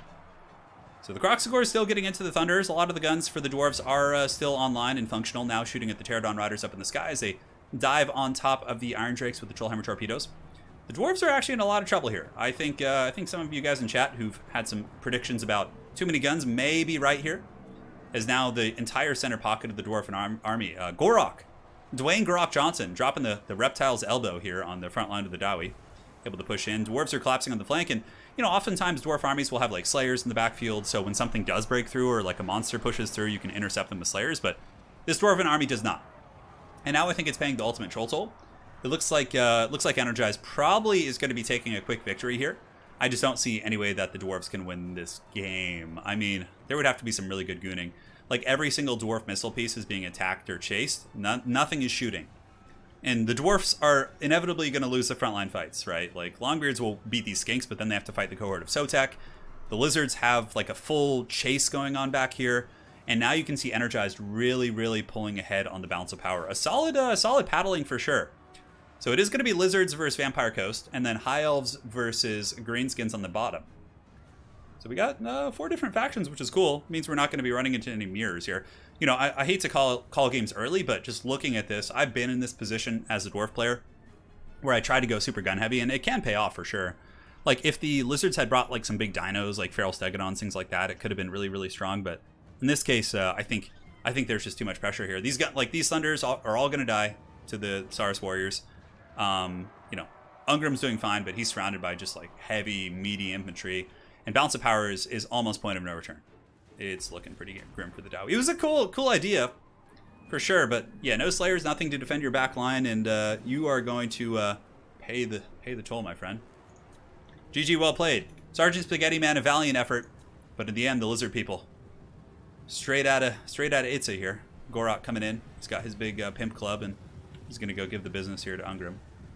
Gorok's pretty scary. He's got good AP. His items make him very powerful when they're activated, and that is army losses. So now it's basically just Ungrim versus a million lizard people. As a Lizard fan, this is Christmas come early. There you go, Zach Waite. That's what I'm talking about. That's some good shit right there. He was ready. That wasn't even a meme dwarf build. It was just it was an all-in build, like all in one direction, which can pay off, but it's a gamble, right? Let's see what he's saying here. Expected more dinos. Yeah, that's the thing. You know, most Lizardmen players don't go dinos in that matchup. They just go super wide because they know that Dwarves want to just, you know, go after your business here. And Gorok pops the Rock of Itza. And 85, 675. Great physical resist I think he gets as well. They're going to give him the ceremonial duel. Looks like these characters are going to fight, which is pretty fun. Gorok might actually lose that. Ungrim's pretty scary. I don't know. Hard to say. Yeah, looks like there's some like loose pebbles and shit coming in. Energized AK, Spain's first generation Salon. Yeah. Yeah, Energized has played in a ton of BCLs, and he's been in Faction Wars representing Lizards before. He's a really, really good Lizardman player. I've seen him play. I've seen him play against Felcon quite a bit. They actually run into each other quite a bit in a lot of my tournaments, which is fun. So we got the Duel of Duels. Yeah, we have Clan BBB is I believe a Spanish clan. I don't know where Energize is from. I'm not sure. Somebody I think in chat was saying Spain, but I could be wrong. Gorok might lose this. He's giving him the ceremonial duel. Yeah, he's shaking. I mean, the thing is, Ungrim's manhandling Gorok here. Goodness gracious. I wasn't expecting it to be this bad. Yeah, I guess their stats are pretty damn similar. Yep. That's that. Ungrim is a little bit more heavily armored too, which does help, even against AP, because not all of Gorok's damage is armor piercing. Doing some fancy spinning shit, like spinning elbows. 120. Man, Ungrim just handled Gorok, dude. Gorok's just getting cleaved asunder. 120. He's probably going to run here. Yeah, looks like the Slayer King. Oh, and the Slayer King takes him down. Well, there you go, Dwarf fans. You get one last hoorah there in the tournament. Yeah. GG. Very well played. Ungrim is going to go down to a massive creatures now. Energize says, I'm DDG. Oh, okay. So you're not in Clan BBB. Yeah. I didn't think you were in Clan BBB. I just wasn't sure where you're from. But some folks in chat were asking. Oh my god, Ungrim just went ham there. I mean, now he's going to get beaten down by a million dinos. But this is like a Slayer's hard-on right now. Like, most Slayers would just have a full erection if they were like, this is their doom. They get to fight all these mighty beasts, and that's how they meet their doom, you know? So I'm sure Ungrim is very pleased with this outcome here. Then everyone piles in. Yeah, Sigvald destroys Gorok, if I'm not mistaken. Sigvald's one of the best, like, Footlord duelists in the game. Well, you guys saw what happened. Well, the guns more or less got, like, 0 value. They got, like, 1 volley off before they died. Well played, Energized. Energized will be advancing on. Dwayne Gorok Johnson, paying the people's toll. And, yeah, you know, having some problems there. So Lizards versus Coast is going to be interesting. I wonder what schemes Energized has for that. There we go. Energized. Energized. It's like a Star Trek thing. All right, so Satsuma and Lamas. We'll do that game now. And we'll get this party started. So let's go ahead back to the graphic. Hey, Tanseth, thank you for the 50, man. Really appreciate that. Thank you for all the great entertainment. Hey, you're welcome, dude. I'm here. I'm having fun. One of the main reasons I put on this mono faction tournament is so I can play in it, because it gives me an excuse to play since it's a little bit shorter than other tournaments. Like, we started at 10 and we're almost done. Like, most tournaments, go balls deep, like 6 hours. This one's like 3 or 4 usually. GG, well played. All right, so very good. So next up we will do Satsuma and Bilbo.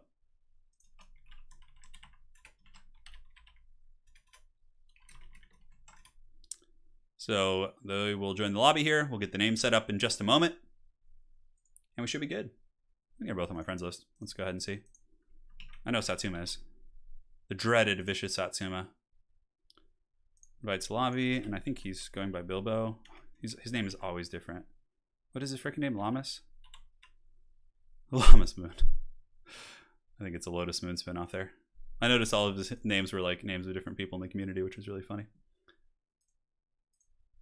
All right, Satsuma is here. Let's check the map.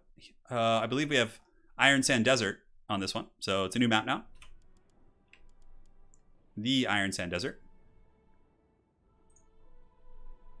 Grim, Queek actually defeats Sigvald. Yeah, Queek dunks on Sigvald in combat. He's like one of the characters that can trade well there. The thing is, Queek isn't as durable, so like in a more dynamic battle where there's other variables, Queek isn't as good as Sigvald, but he can kill Sigvald with like Dwarf Gouger and Trophy Heads. Oh yeah, he gets in there. Hadiator, we're doing a tournament. It's best of one, and you play one faction all the way through. That's pretty much it. You guys hear the dogs in the back? They're just like going crazy. All right. Wookiee is the unholy terror in the night. We're just gonna put Bilbo because that's what he usually plays under. All right, so that's the wrong one. There we go. Satsuma says he's ready to wah. Oh yeah, it's gonna be fun, man. I don't know if it's a delay on my end, but someone did a 50-euro super chat. Yeah, I saw it from Tanseth. He said, oh, holy shit, I missed that one. Yeah, there was a huge donation that I missed during the game. I'm so sorry, from Sad Giraffe with $100. Hope this helps keep the good times rolling. It does, and that helps me pay the prize pool to the players today as well. Thank you so much, Sad Giraffe. Holy shit, man, that's super generous. I hope you're still in chat. Yeah, I missed that. From Jishtam, we had the Milkman, Sad Giraffe, Kaiju Kobold for future Grandfather Nurgle's blessing, and hoping you get your codex yesterday. Yep, we're all set, man. And Tanseth as well. Thank you for the 50. Holy shit, man, you guys are going apeshit on the donations. Thank you. I know, Bender, that was a great game, man. So Lamas Moon is picking his build right now. We're just gonna hang out while that happens. I don't think we need the Condom Wolf at the moment because I'm not clicking on their armies, so that's fine. Dude, Giraffe, man, I hope you're still in chat. Sad Giraffe, thank you. That's very, very generous donation. Yeah, hell yeah, dude. Hell yeah. Hell yeah, brother. That's some great games. I love this format. It's so fun. Like, if you lose, you just wash your hands of it. You know, it's a quick, casual event. But, yeah. Greenskins have had a pretty good performance. Last time we had 2 Greenskins in the top 8. We had, I think Satsuma might have made it, actually. And then we also had, the Viking, I think, also made it. Yeah, Viking Cat. Gorak is really good because he's like cheap. He's got a silver shield. He has good AP. He might lose to Dwarf Lords in a duel, but as far as like what he provides against the rest of the Dwarf army, he's pretty good. He's like a cheap small target that has good AP and is durable against like Focus Fire and, you know. Falcon, of course, would probably bring Tic-Tac-Toe. You know, the dreaded Tic-Tac-Toe. Thanks again, guys, for those donos. Freaking aces, man. All right. Lamas Moon is ready. We have Eltharion versus Grom, perhaps. I don't know. Yeah, I don't think so. Probably like Skarsnik or something. Although Grom is okay here. He's annoying. It's hard to lock down. Hard to snipe. May a Saurian bring victory to the High Elves. It'd be pretty interesting to see High Elves make it to the finals. High Elves have never... I don't think High Elves have ever won a faction war, nor have they won a single faction tournament. I'm trying to remember. I feel like we had an Avalorn victory or Avalorn get really far once in faction war. Not sure. Yeah, pretty good faction diversity today. Last time it was less so. We had like double count, double greenskin, double wood elf, I think. Like it was very... but most of the wood elves died early on today, actually. Yeah, they had some natural predators around. I feel like Satsuma's pretty good against wood elves. He probably encountered a couple as well. All right. We're loading in. It's time. Yeah, the old blood does have Horn of Kygor plus the Amulet of Itzel, but Gorok is pretty good there. I like him. I'm trying to think of other like Lizardmen lords. Slann are too risky because like the cannons just pound them and they die. You can't really go Slann against dwarves. It's just, and like Thunder's Trollhammers like literally nuke them into the oblivion. Well, Major Moolah, the Legendary Lords Tournament is going to be starting. Only one Norska and they died right away. That's funny. The Legendary Lords Tourney will be starting soon, and Eltharion is in it. And I got to tell you, his game were really good. Poison Ducky did an excellent job playing Eltharion. I think Eltharion's in a pod with Luther Harkin, Ungrim Iron Fist, and I can't remember the last person in that pod. Trusty, thank you for the $5. Had a lot of fun in this tourney today. Glad this will be a recurring format. Great people and great caster. Hey, Trusty, I'm glad you got to play, man. Looking forward to seeing you next week. You come back and defend the strap. Hell yeah, dude. Do you think Norska will get new stuff in Game 3? Yes. Damn, man. Turin gave up on my boy King's Army on the live stream. Favorite player gone. Yeah, King is an amazing player, for sure. Losing his lord there hurts. And, you know, the High Elves, their strategy worked. They executed their game plan to perfection. All right, so here we are. We have the dreaded Greenskins. It's going to be Orc Boys in the front, Orc Biggins in the second kind of reserve. We do also have some Night Goblin Archers and Rusty Arrows here. We got some Bacon Cav, Orc Boy Biggins teamed up with Spider Riders, a Hag, as well as Skarsnik, and then a bunch of Spider Rider Cav. Pretty cool build for sure. It's very, very balanced, right? Like cheap infantry, relatively high quality Cav core by Greenskin standards, cheap archers. Like it just has a little bit of everything, which is fine. You know, Spider Riders with, you know, Goblin Archers can honestly kill a Star Dragon, especially if you can rampage it with Skarsnik. You could just like butter that thing's bread. And for Bilbo's army, we got Rangers, we got some Lothern Seaguard here in the back, and we do also have some Reavers. Oh my god, the dogs are just going ape in the back. one second. Hey, darling, can you fetch the pigs? They're like screeching. Yeah. No worries, sweetie. Anna's gonna tame the wild hounds. So, yes.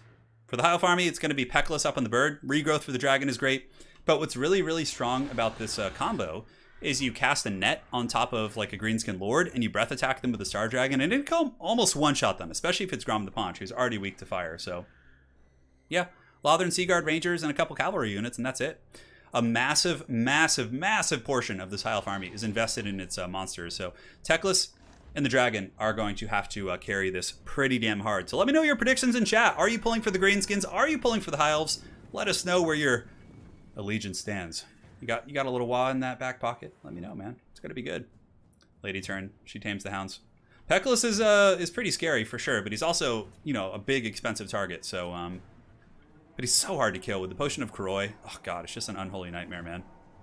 But the Greenskins will have to advance, like, you know, they can't even skirmish here, because in skirmishing with their Spider Riders, they're just going to be shot by Seaguard. Basic archers, regardless of the matchup, are the general counter against skirmish cav. You know, like, you just have, like, archers, Lothern Seaguard, you know, crossbowmen, huntsmen. Like, you can fend off skirmish cav all day. So here it comes, the Forest Goblin Spider Riders pressing on the flank, which is good. If they can, like, sit out here and just shoot against, like, the Rangers or something, like, all of that's pretty good. Hey, you know, we got a lot of High Elf fans here in chat. We got some Greenskins, some big old Waz being released. I love it, man. It's the hype we're talking about. Night Goblin Shaman does have sniping abilities, so Spirit Leech plus Vindictive Glare. Probably just going to use that on the Star Dragon.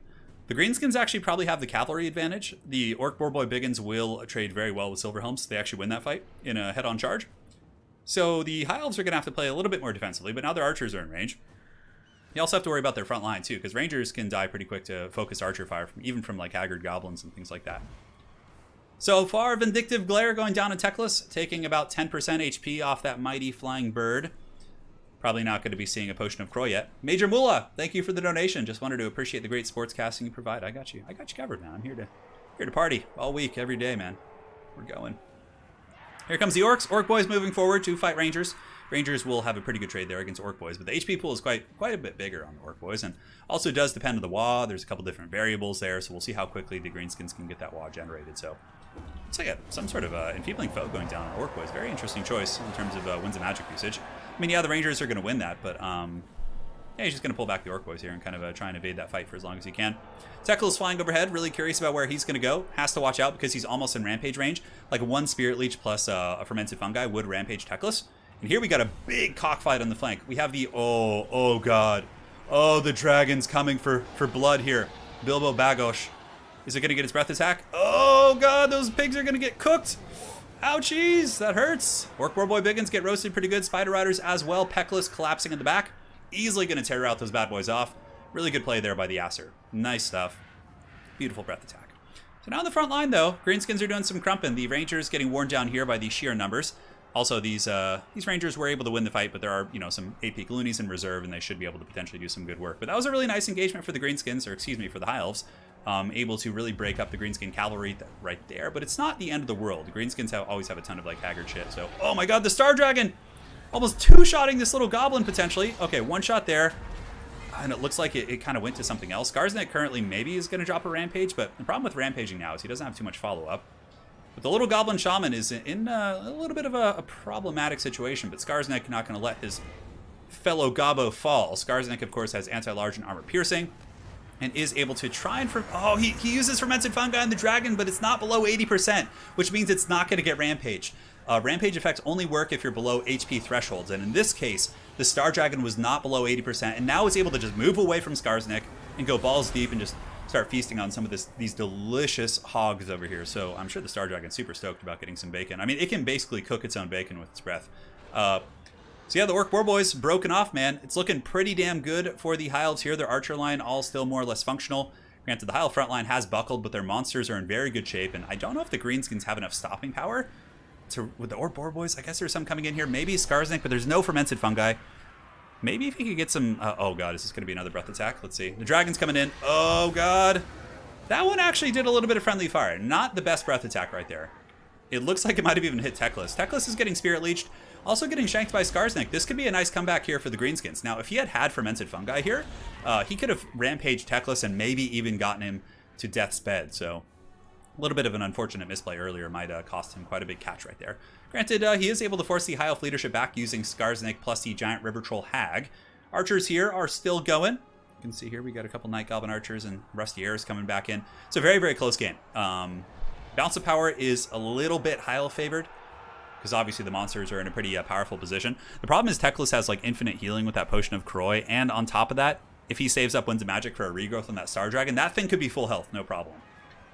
But the Greenskins are starting to kill all the ground force, and if you get stuck with only your monsters versus like a million, shitty Greenskins, that is going to be quite painful. So here comes another enfeebling foe. I'm surprised he's not saving his Winds of Magic for a regrowth on the Star Dragon. But, because the Silverhelms would have won this fight anyways. It was 33 against, 15. Oh, look at the Fanatics! The Fanatic Ball and Chains going in, tearing apart the Silverhelms, instantly giving that whole unit. Oh, look at those hero Fanatics. Vicious Satsuma may have had a couple of hard moments here in this fight, but he is certainly not out. Now the Greenskins, with Spider to Bad Moon getting in there, the Giant River Troll Hag now has anti-large with 450 weapon strength, basically a lord, is going to be able to start whomping on Teklis here. He does have the Potion of Croy active, and now the Greenskins are starting to ebb back in the Bounce of Power as they get a nice surround of the monsters, and there's no regrowth in sight. Did he even bring it? He did, but the Star Dragon's being focused by all the Haggard Archers. Man, oh man, what a comeback. Vicious Satsuma here seems to be in a commanding position after some rough plays. A very nice isolation. This time, he is not going to be missing his fungi. The fungi going down here, and the Star Dragon is at 15 leadership. It is getting nuked by just a million archers, and it's also rampaging? I thought he used it on Teklis. I guess he used it on the Star Dragon. Okay. And the Star Dragon probably going to fall here, or at the very least break. And with that, the Greenskins pulling ahead very heavily in the Bounce of Power. Obviously, Skarsnik's in good shape. The Giant River Troll Hag's in good shape. And down goes the Star Dragon. And with that, I think the hopes and dreams of the High Elves are crushed. because what's left of the High Elf army, a couple beat-ass rangers and, things around the battlefield here. Teclis cannot solo all this. He probably couldn't even beat Skarsnik. So I think that's GG. Man, the Fanatics did a lot of work. Now, the Fanatics weren't the game-winning play, but it was kind of like a microcosmic play that leads to a victory, right? Or starts to kind of tilt the balance in your favor. Trying to get a little bit of cycle charging with Peckless, get some freebies where he can, but, there's Skarsnik, the Warlord of 8 Peaks is here, all the Rangers and all their Sea Guard are getting broken down, and it looks like the dreaded Greenskins with Satsuma should be making it. It was a good start, it was a good start, honestly. I don't know how I feel about Lothern Sea Guard in this matchup. I mean, what are you going to shoot? Stone Trolls? I guess it's like the deal with Spider Riders, because they can shoot them and then defeat them in melee, too. Spirit Leech going down on Peckless. Bilbo trying his best to scrap here, but there's just so much just poke coming in, Spirit Leeches. Sword of Teclis is up, and he's trying to juke these shots, but yeah, it's going to be army losses soon. There are some Silverhelms or Reavers over here, I suppose, but yeah, I don't know what they're going to do. So Teclis going after the Hag. Looks like he's probably going to get slapped with a slow of some sort. Skarsnik comes in here, and Teclis can theoretically kill a Hag quickly with his fire damage, but yep, down he goes. The bird is surrounded. Mither is active. The Greenskins have claimed victory. Vicious Satsuma going to be going on to the finals to face the winner of the Vampire Coast and the Lizardmen on the top side of the bracket. Satsuma and I played early in the tournament. He actually eliminated my Vampire Coast as well. So we'll see. Seems he's quite practiced there in that matchup. GG, well played. Awesome game. It was super fun to watch. The Greenskins kind of fell behind early, but the leadership of the great Satsuma was able to bring it back. I liked Bilbo's play. It was good. The breath attacks early were quite on point, but later in the game they faltered a little bit, and the Dragon kind of got caught in some tough engagements. It was a great... Both players played well. They got to the top 4 today, so big props to both of them. So let's load in here and take a look at the bracket. So web browser. There you go. High tech. Come on, work. Oh, okay. It wants to be refreshed. It's like, come on, man. Make you refresh it again.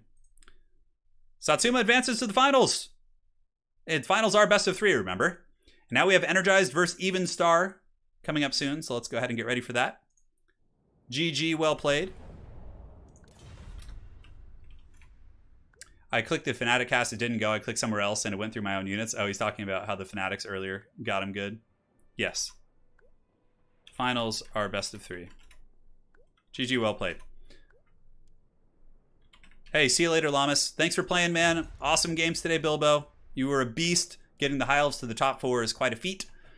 Not that High Elves are bad. It's just, not a lot of people play them in these events. So we have a donation from Dutchy. He says, drop a like for this awesome content caster. What would your first faction be in Total War Warhammer 3? Kislev, yeah, for sure. I want to fight the Hordes of Chaos and defend the realm of the Empire.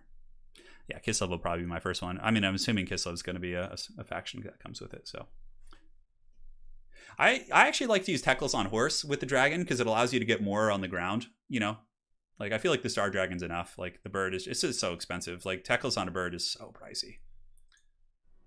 All right, so Satsuma, we'll see you in the grand finals. Now we have Energized facing off against Evenstar.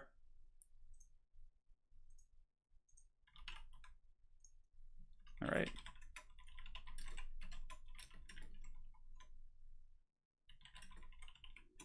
And the winner of this game will be meeting Vicious Satsuma in the grand finals. So how's the Necromancer in the bushes with the Forbidden Rod t-shirt doing? I'm not sure. I don't know if Lady Turn has been working on that. She's been working on all kinds of cool art. I think it's pretty hilarious, for sure. Yeah.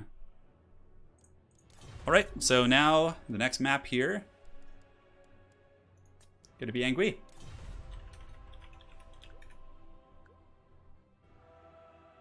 Players can pick their armies. Evenstar is going to be our left player, player 1. And he's facing off against Energized. Quite curious to see how he approaches this. Should be quite a bit of fun. Now we'll load into the tournament. We're here. And looks good. Got chat all pulled up. All right, so Vampire Coast versus Lizards. Certainly a matchup I think historically has been Vampire Coast favored, but not to the point where Lizards can't win it. We obviously saw Vampire Coast defeat Dwarves today on multiple occasions. So clearly, these matches can be won.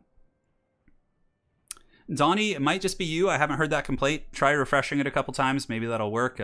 Could be something. Yeah, seems fine for most people. I'm going to go eat a giant freaking hot dog after this. I'm just going to feast like the heathen kings of old. Oh, God, I'm so excited. I'm so excited. I had coffee yesterday for the first time in like 6 months. That was awesome, too.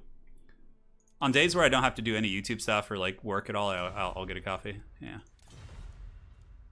Yeah, so pterodons, like super wide skinks. It'd be really interesting to see a counter sniping build too from Energize, like Stegodon snipers.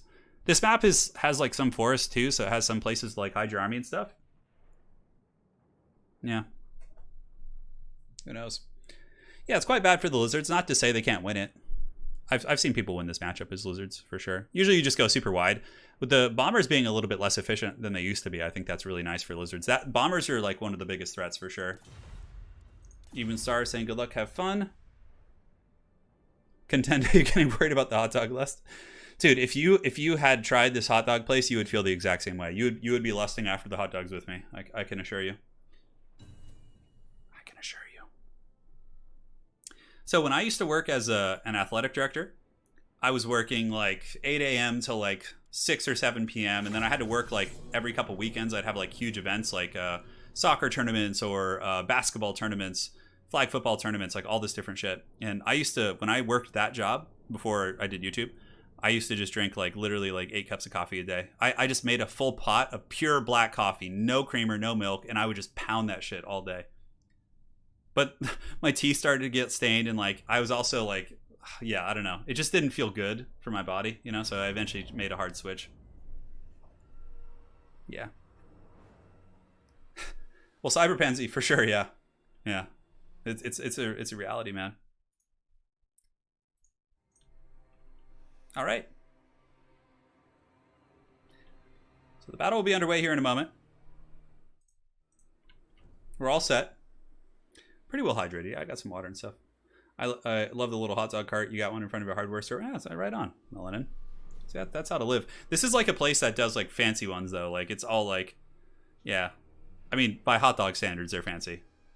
It's so freaking good. If only all of you guys were in California and lived near me, we could have a massive hot dog meetup. You know what one of my dreams is? Like something I've always wanted to do. And you know, something that maybe I'll do in the next like 5 years. I've always wanted to open a hobby store. So it would be like a game store where you do Warhammer, you do different tabletop games, you do Magic the Gathering drafting, like all that kind of stuff. And kind of use it as well as like a tabletop recording studio. I was looking at some commercial spaces in the city we're looking to move. It's actually be really interesting to do. Where I live in California. Yeah, California. I grew up in like a small mountain village called Ojai. Well, it's not even a mountain village. It's just a little valley, Ojai Valley. Yeah, all's good. Yeah, New York City has some good hot dogs. My dad's a New Yorker, lifelong New Yorker. He lives there now, and I used to go there when I was a kid, and we would do that whole jam. Yeah, I'd love to open a game like a hobby store. Yeah. Obviously now it's like a terrible time because of the coronavirus and all that, but you know, someday that's like a dream of mine. Like when I'm like, even when I'm older, I just want to like retire and have a local game store and just like hang out and, you know, foster a community of like really cool, like fun gaming, D&D, like all that stuff. Morton Ackerman, great to see Warhammer content. Best wishes from Denmark. Hey man, hope all is well up there. Yes, Viking. He was eliminated earlier in the tournament. You can go to the challenge page in my Discord and you can see everything. We're currently in the top 8. Yeah, everything's good, Hammond. Yeah. Everything's good. Hey, Morton, thank you again for the donation, man. Really appreciate it. So, for the army here of Evenstar, we got zombies, we got some pistol mobs, we got bombers. Bombers are just like the essential piece here in this matchup, right? A couple Sirens in the back. Sirens are a very good roadblock. Lizardmen do have some magic damage with the dreaded Arc of Sotek, which you never see, but sometimes they bring like Wind Blast to kill Sirens and things like that. But, you know, they're annoying. Lizardmen do have some magic damage, but not a ton. On top of that, we have double Gunnery White, I think. Yeah, double Gunnery White on Crab. We have a Vampire Fleet, a pistol on a Crab, and we do also have a Necrofex Colossus in the back with a couple scurvy dogs lurking around as well.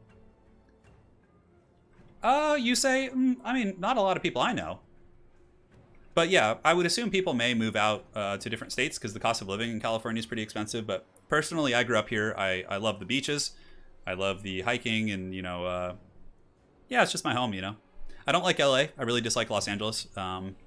It's just not fun living here. But I grew up in like a small mountain town and then also near a beach town. So I was like, it was a very different lifestyle. Eric Salvet, train by day, turn stream by night, all day. Oh, hell yeah, dude. Give me the Joe Rogan podcast shout out. All right, so for the Lizard Army, it's going to be super thick and wide. Skin Cohorts, Saurus, Temple Guard even mixed in. Looks like there's a Feral Bastillodon, a Manticore Summoner with Flock of Doom, which can kill the Sirens. We do also have Dwayne Gorak Johnson. Ooh, look at this. I love this. The Umbral Tide here is a really nice tech piece. They could creep up and potentially kill that Colossus rather quickly and even pressure the Gunnery Whites if used well. Got Coldwind Riders on the flanks, a couple Pterodons swooping around the back. I mean, there's not too many vulnerable parts to this Vampire Coast army, right? Like, it's pretty meaty and thick. I can't remember if Gunnery Whites on Crabs, I don't think they count as rare single entities, right?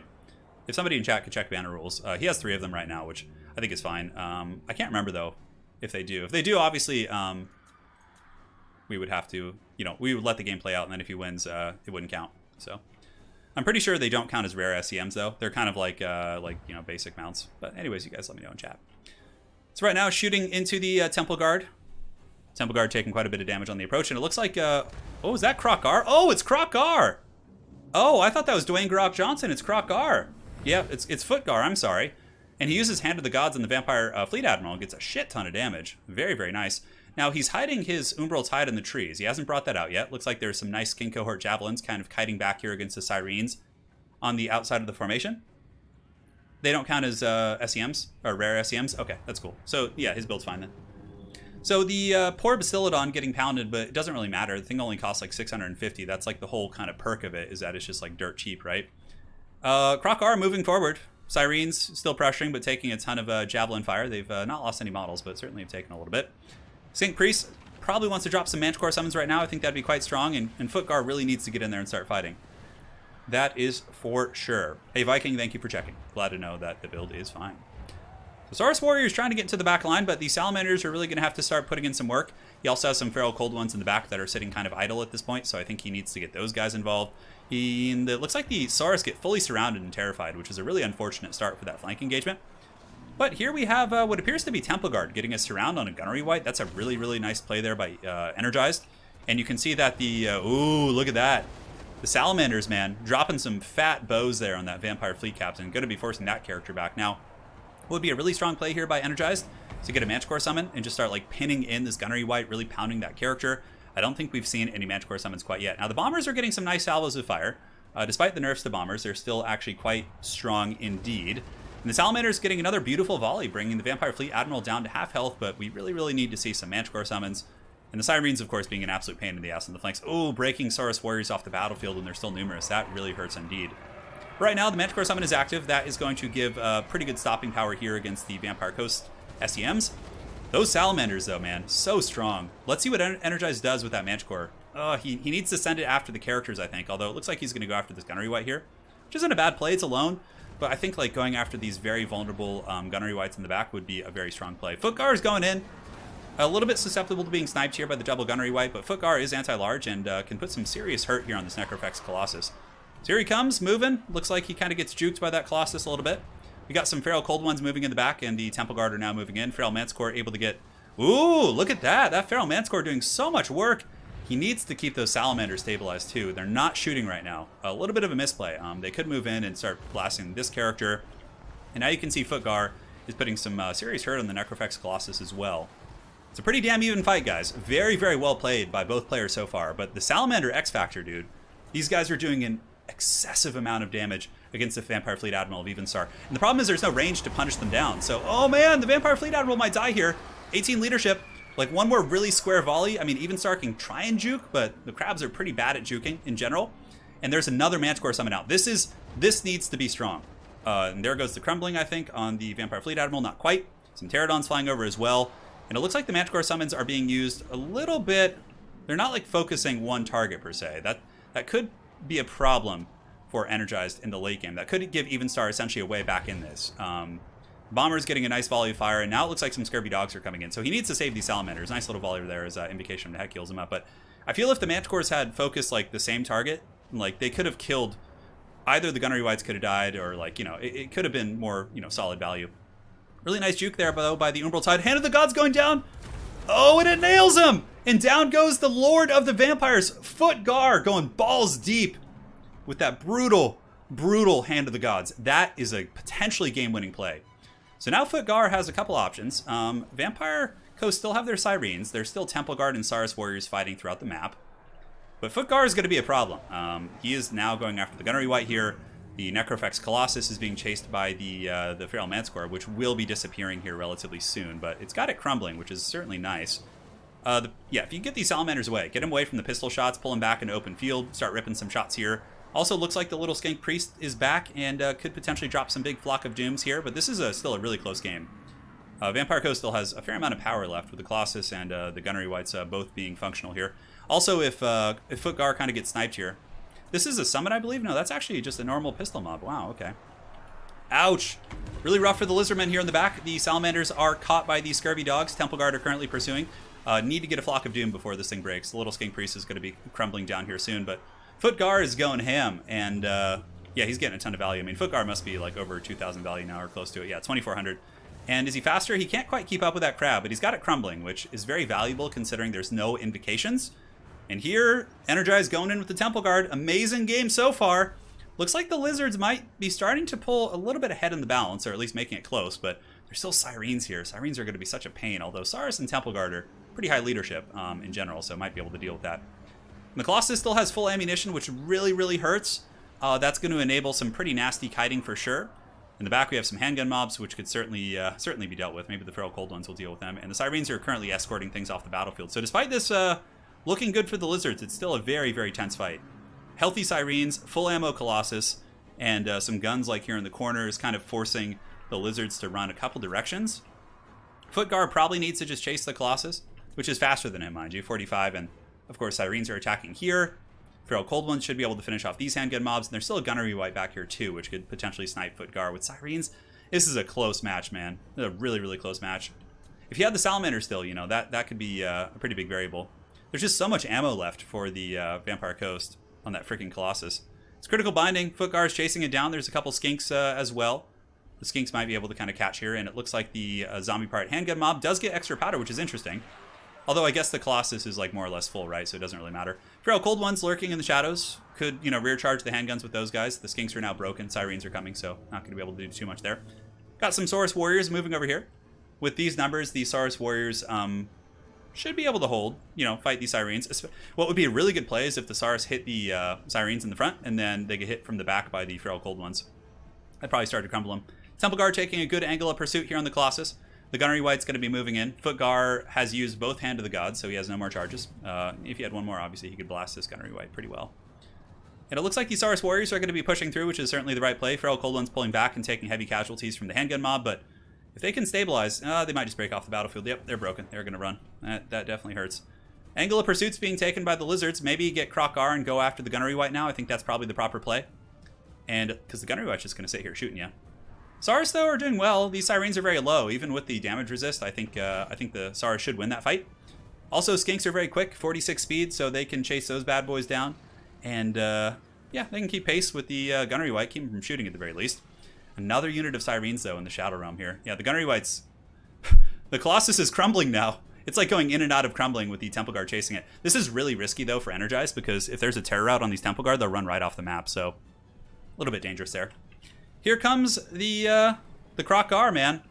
Saurus Warriors do break, but not before they trigger crumbling on the Sirens, which is a very, very strong play. And the Gunnery Wight himself is also quite low. And the Sirens, I guess, are preparing to fight here against the Skink cohorts. So we will see how that goes. The slow speed chase. Many of the Vampire Coast units are crumbling. Skinks are staying right on the hide there of that Gunnery Wight. Krokgar trying to make his way after the Colossus, while the Skink cohorts continue to rear charge. Rear-charging the Sirens is great. Like, 10 HP per second. Might not seem like a lot, but it does add up. And potentially a little bit of friendly fire there. We got 3 units of Saurus and Krokgar moving in. Yeah, I mean, look at this thing. The Colossus obviously can take some huge steps. Sirens might be able to terror out some Skinks off, but probably not before they pay the Troll Toll. Temple Guard have engaged against Sirens here.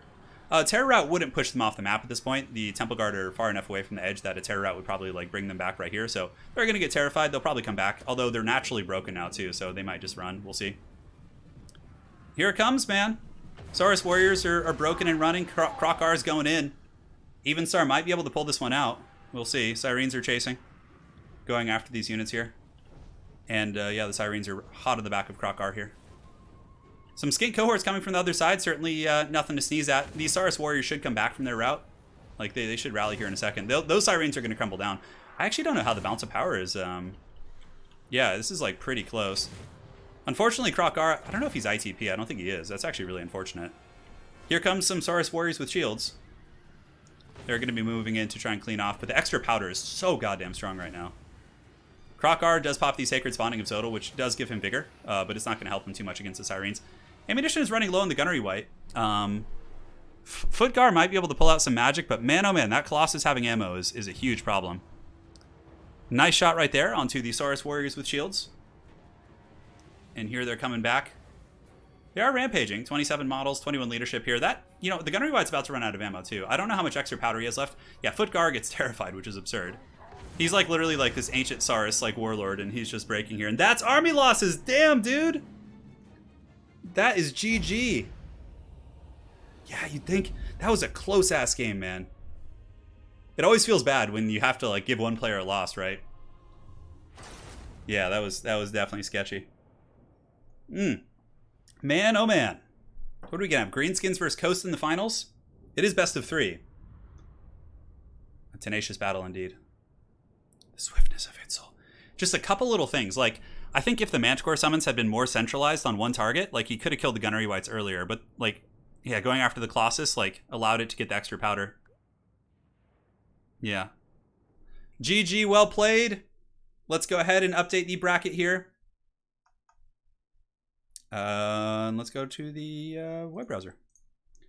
Refresh this bad boy.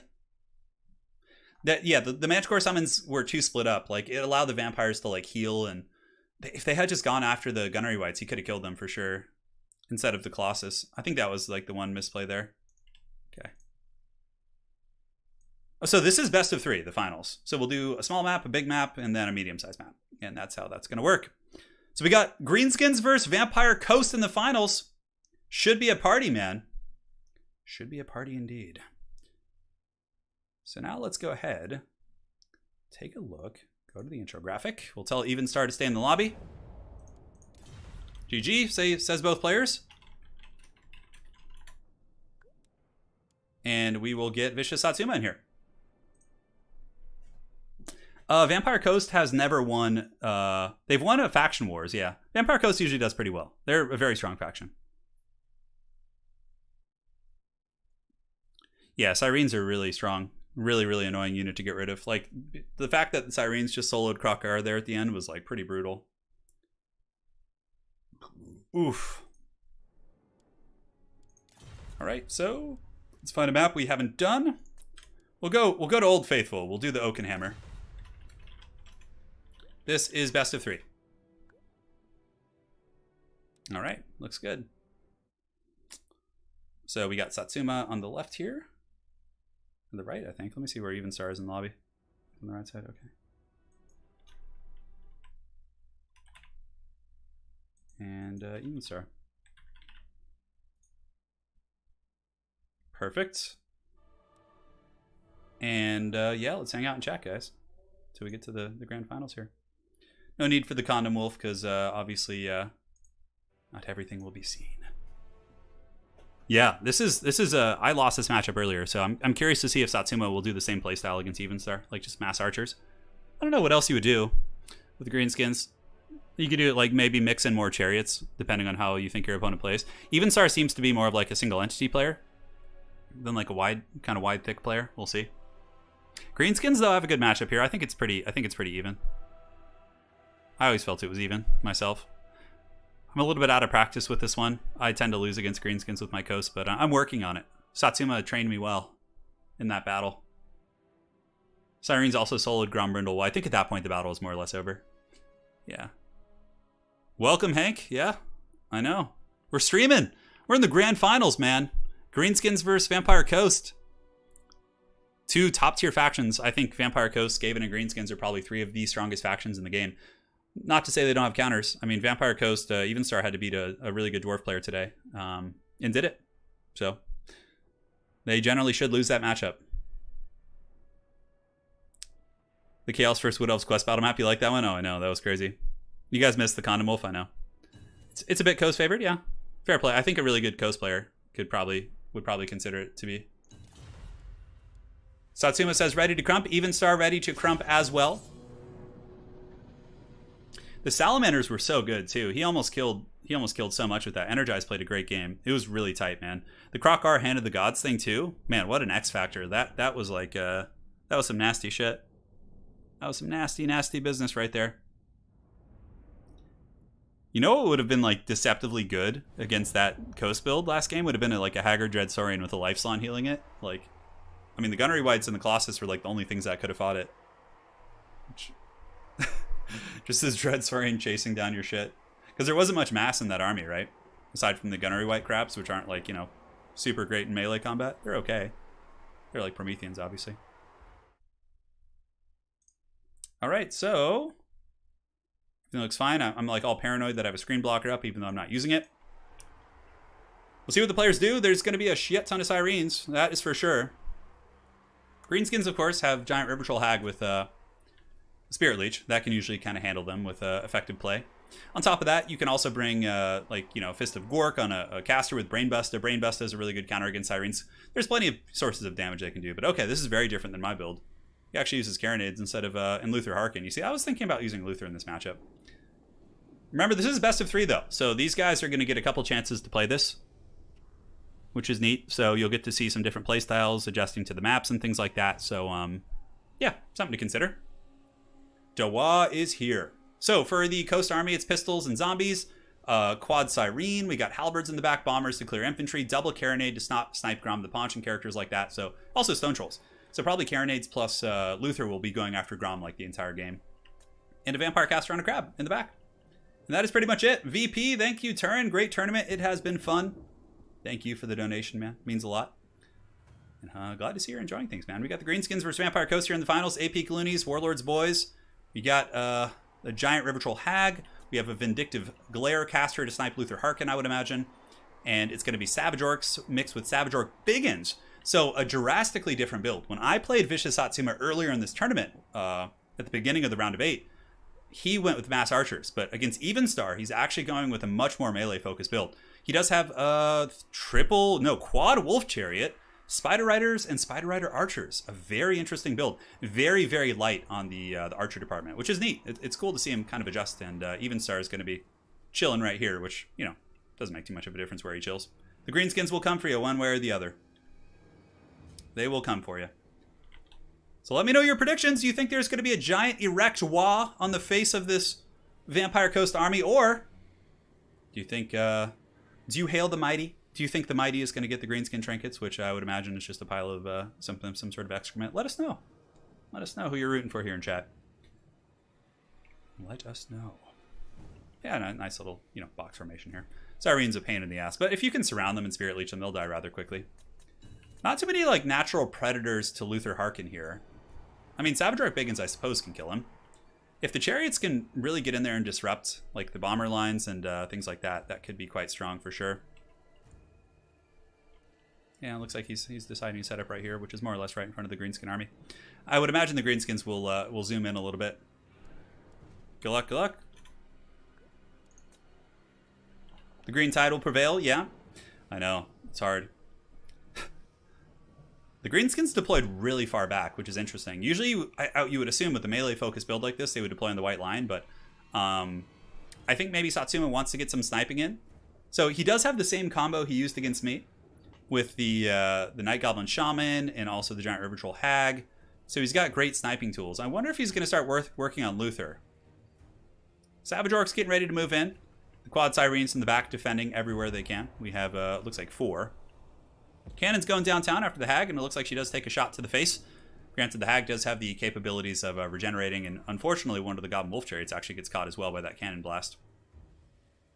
Pavel, hopefully I said your name right. Thank you for becoming a member. Welcome to the Dukes of Haggard. May Chuck Norris bless your entry into this sanctified union here.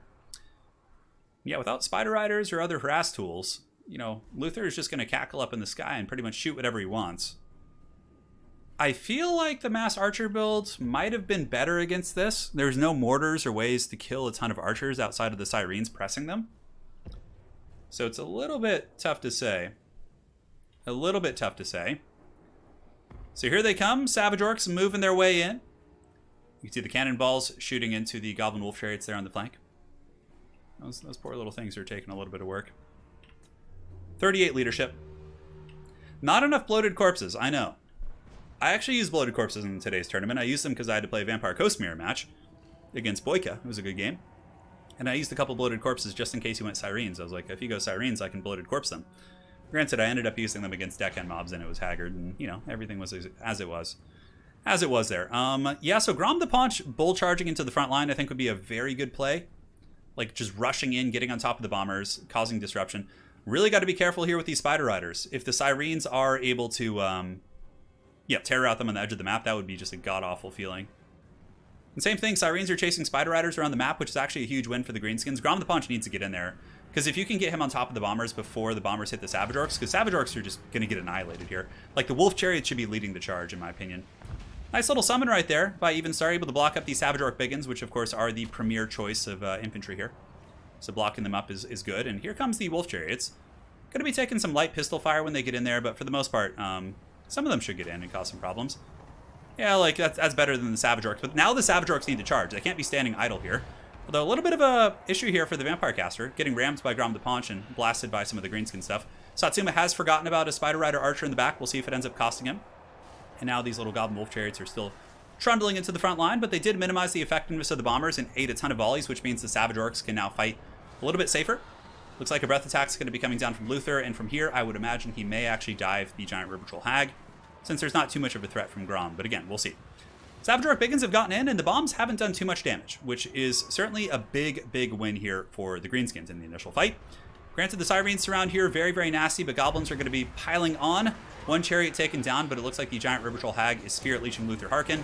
Grom the Paunch trying to fight as well. But I would imagine Luther should be okay here, although, is he taking some friendly fire from cannons? I actually think some friendly fire on the cannons did hit Luther there.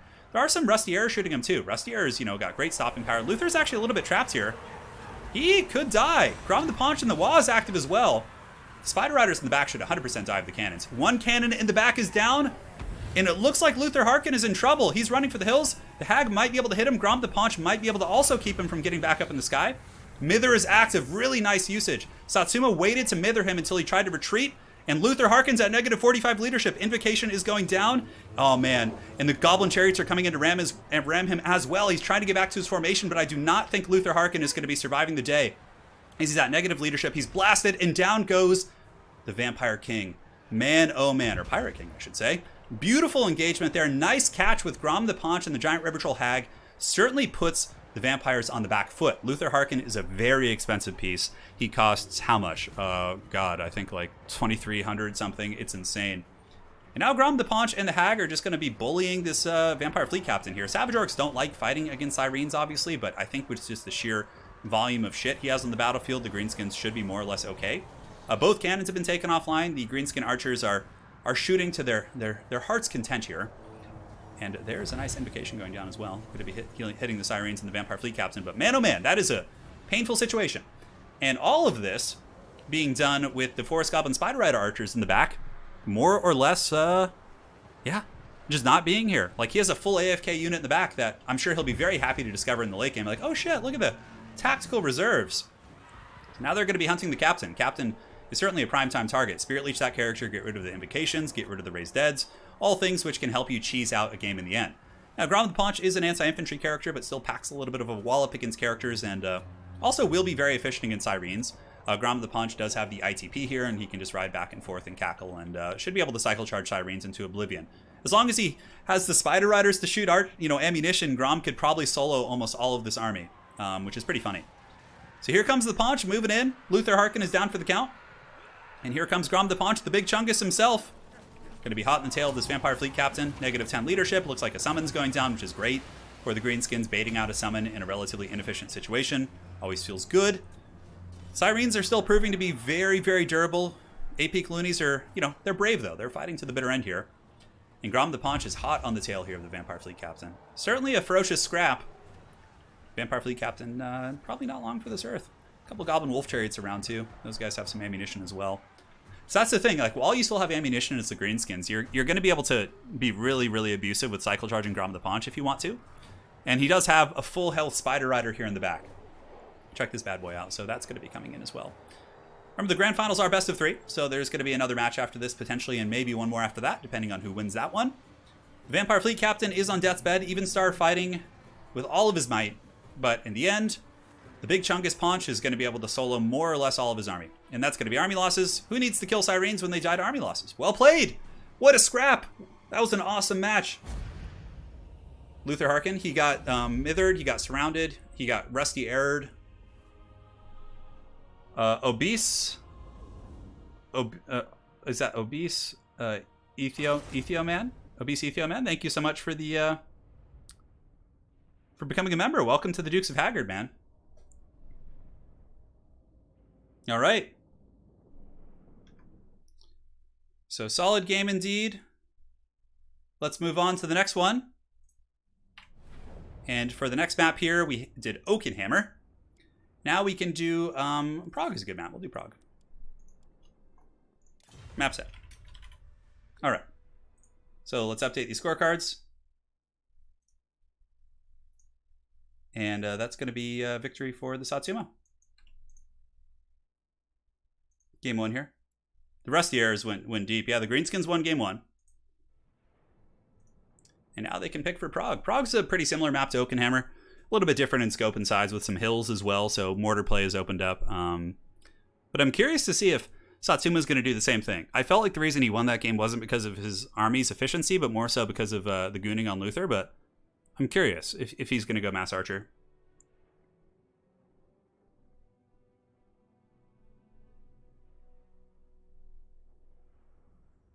Certainly a scrap, man.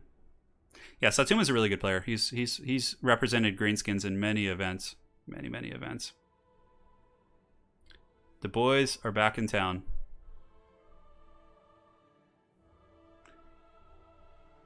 So we'll see what they do here. Oh, did I miss something? Are you guys saying there was like a rule break of some sort? Let me check the banner rules. I didn't see anything off the top of my head, but there's little things with greenskins that are easy to miss with like various limitations and whatnot. All right, let me go ahead and pull them up. In the meantime, they can pick their armies. If that was a rule break, it'd basically just be a replay. And that win would be voided, but you know, it still wouldn't go. It's not like Satsuma would be getting a loss or something. All right, so greenskins. Hold on here. Why is that not pulling up? Trying to find it. Curse the Baggins, man.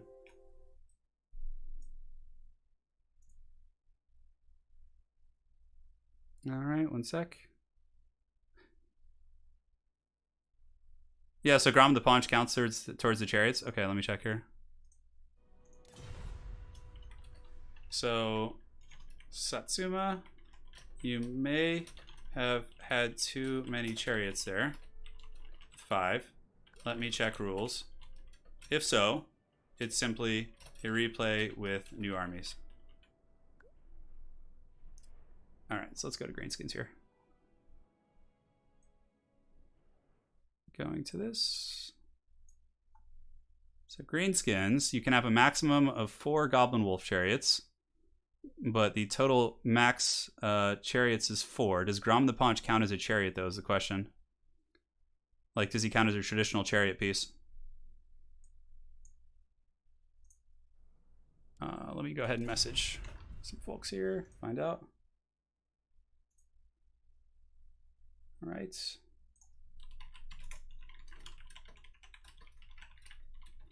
Chariot limit. All right, just shot Aerocrastic a message. He can confirm that for me if he's still around, and we'll get this party started. Yeah, I can't remember. Yeah, because the chariot is mandatory on him, but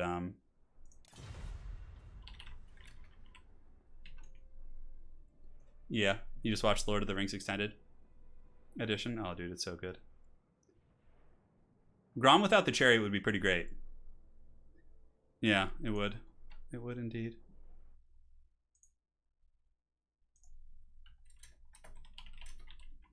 All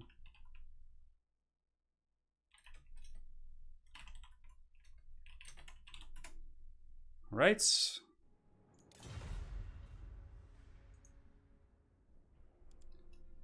If you're... Okay, one sec here.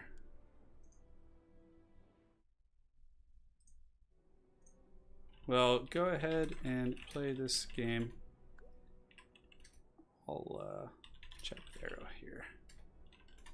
Okay, cool. So they're going to play this game, and then they obviously we'll just do a different map. It's fine, and then we can go back to Oakenhammer if we need to. But we'll play in Prague this one to kind of mix things up a little bit. It was certainly a good game. It was a quick one.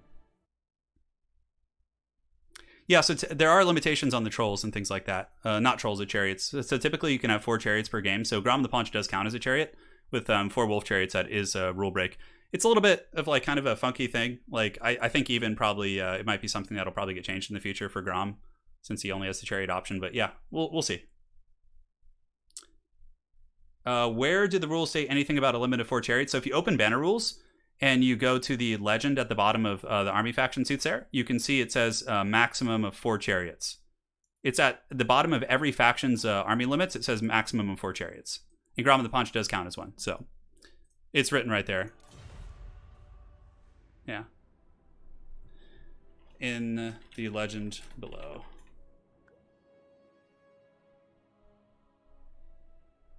Regardless, you don't get a loss or anything. Just a replay. All right, good luck, have fun. I'm sure the greenskins are properly warmed up now. Been watching your streams for ages. Thank you for all the great content. Hey, thank you. Thank you, man. Well, like, yeah, like mass chariots, I wonder what that really is like. It's probably more so designed to like help dwarves against chariot spam. But now that mass changes have happened, I don't know. Maybe something that needs to be revisited. Yeah.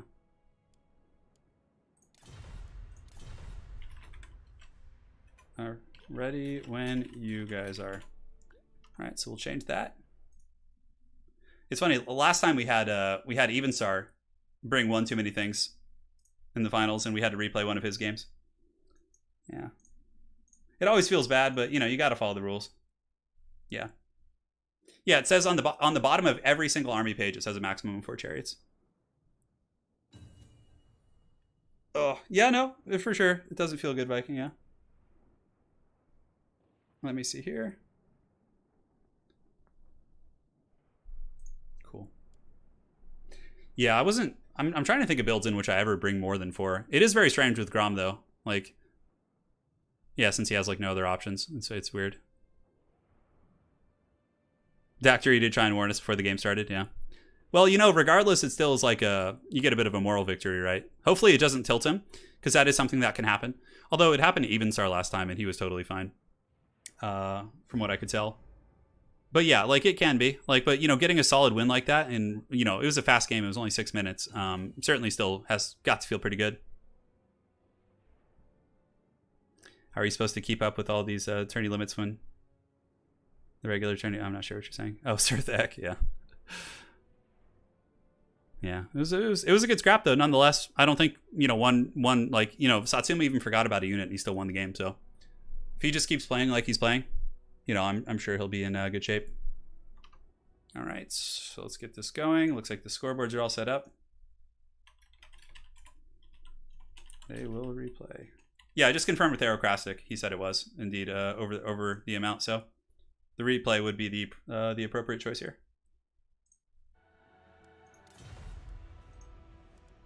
All right. Bringing 4 Goblin Wolf Chariots is always a morale. Yeah, it's good. I mean, they're cheap. You know, like you saw what they did.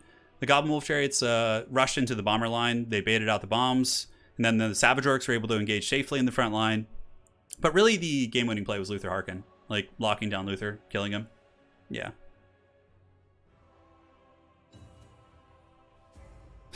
This rule only exists because of dwarfs, yeah. What do you find to be the most underrated faction? Well, you know, a lot of times factions like what's it called? Like people will say Beastmen are trash, or have some water, goddamn. But like good Beastmen players can just run you over. Like, you know, I would say like, yeah, the factions that people consider to be bad can, you know, be underrated. Because though they're bad in some matchups, they can be super dominant and powerful in other ones. Yeah. And here we are. It is time to do battle. Yeah, the chariots. The chariot thing might need revisiting for sure. And Romulan, I certainly see your point, but you know, like in all the tournaments we've had, that's been the standard go-to. Like, even Star had a very insignificant rule break in the last week's tournament. Like, he just had like one stupid corpse card extra or something, and like, you know, we made him replay the game. So you got to treat everyone the same. You can't just like, because you don't see it as a big deal. Like, I think you got to hold to the rules more or less. Like, unless the one player's like, yeah, whatever, like you won anyways, like kind of thing. But you got to hold people to the same standards. Rules should be enforced. Yeah, I agree with you, Suits there. So, I mean, even though it doesn't feel good, you know, it was a well-played victory and the chariots were insignificant towards it. Like, if you don't enforce the rules or pick and choose just because you're friends with someone, like, that's kind of like, you know, poor tournament management. Yeah, so we got Even Star here again with a relatively similar build. Zombies, bombers, double cannon. But this time he mixed in depth guard, double depth guard, which against a rush is very strong. But if the greenskins switch to like some sort of arrow play, that will be, they'll get punished really badly. Luther Harkin to the back again, some scurvy dogs, some bomber bats. Bomber bats are pretty good, I think, but they're just actually pistol bats. And that is it. So now for the greenskin army. Pretty damn similar to before, but way more missile play coming out of his skirmish corps. He's got a million Spider Rider archers, Grom the Paunch, he's got the Hag, he's got the chariots, he's got some squig hoppers as well. Squig hoppers are pretty good for collapsing gun lines and cannon positions and things like that. Like, they could dive a Vampire Coast cannon, kill it, and then even if they go, you're still getting a value trade. So what do I think about Skaven? I think Skaven are incredibly strong. I think they're a top tier faction. And yeah, but they can be beaten. I mean, obviously Skaven were beaten today. Although I don't know how many for sure. Satsuma showing some good attitude. Just gives me one more chance to show off. See, that's what I'm talking about, man. That is what I'm talking about. But yeah, the Spider Rider archers are going to be really useful. Obviously, shooting the depth guard, just kiting them is really, really strong. Depth guard are good if you can kill all of your opponents ranged. So, like, for example, if Evenstar had some sort of a way to punish the greenskin ranged assets, then you're forced into a bump and grind.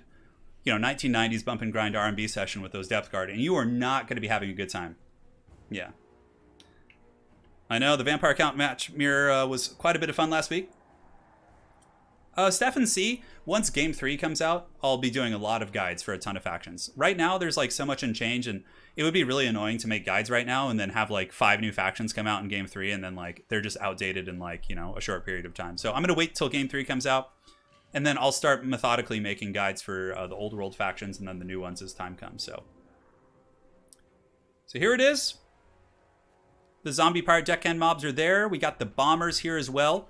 Luther Harkin falling into that same old habit of getting spirit leeched and focused by some of the haggard greenskins. Satsuma preparing to move in his Dread Legion.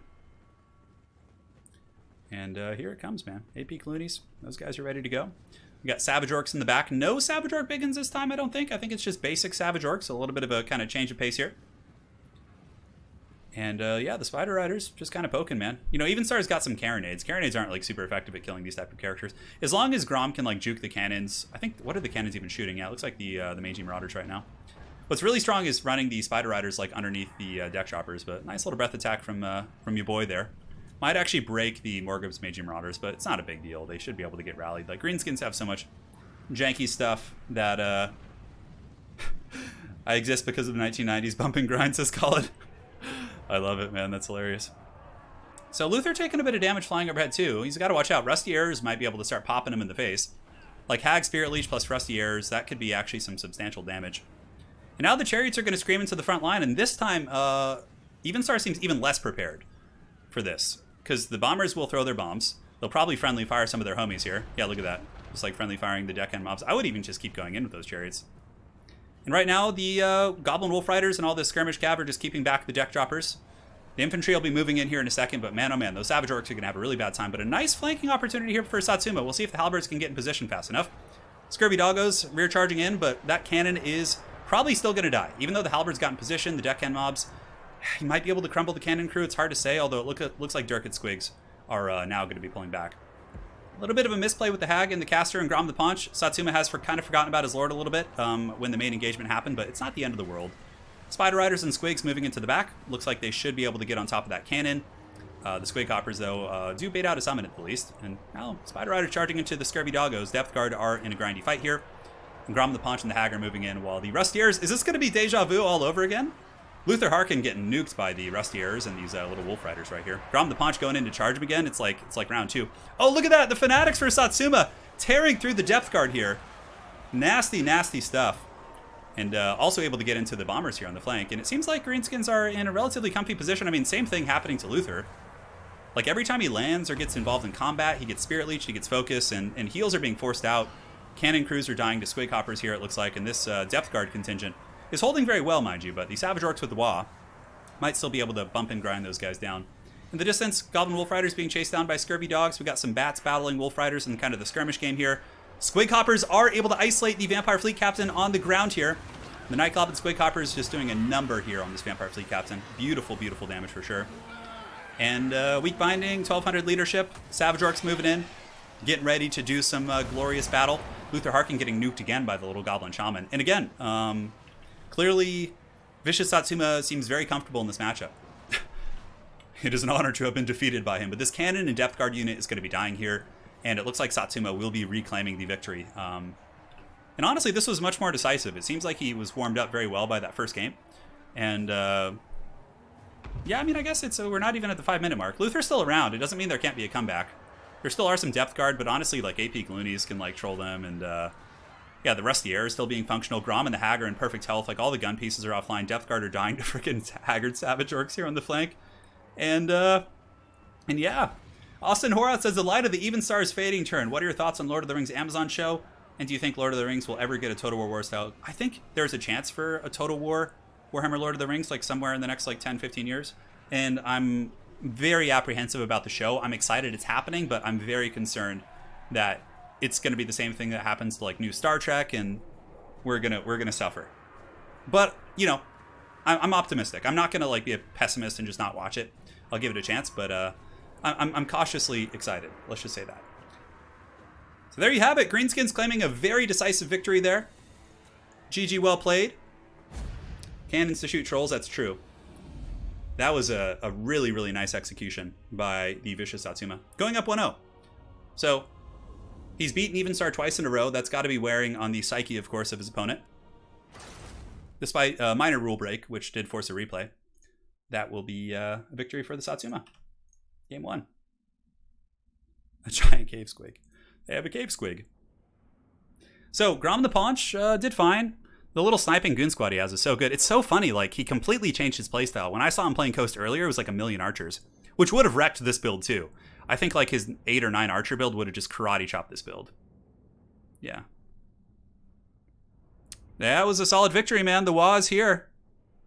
Basic Savage Orcs, not going too expensive that time. The Depth Guard Gambit did not pay off. The Depth Guard kind of got crumped. Luther got jumped on again too. He only got 500 value. You know, I was kind of thinking Luther might be the way to go here, but seeing these replays really changed my mind. I guess Slostra is still the better choice. Because my game against Satsuma was probably more competitive than this one. Not because I played better. Evenstar is clearly a better Vampire Coast player than myself, but I just think the Luther pick is like a kind of a... Like, Slostra is such a disruptive presence in the front with her summons and things like that. So I play Tabletop? Yeah, I play Death Guard, and I have an Empire army in Fantasy. Currently waiting on a bunch of paints to come from my Empire army. Yeah, some army painter paints. GG, well played! Let's go back to the lobby. The next map we can do... what do we want to do next? Let's do a little River Amazon. River Amazon, we haven't had it in today's tournament. It's a good map. It's got some terrain, it's got some open field. And there you have it.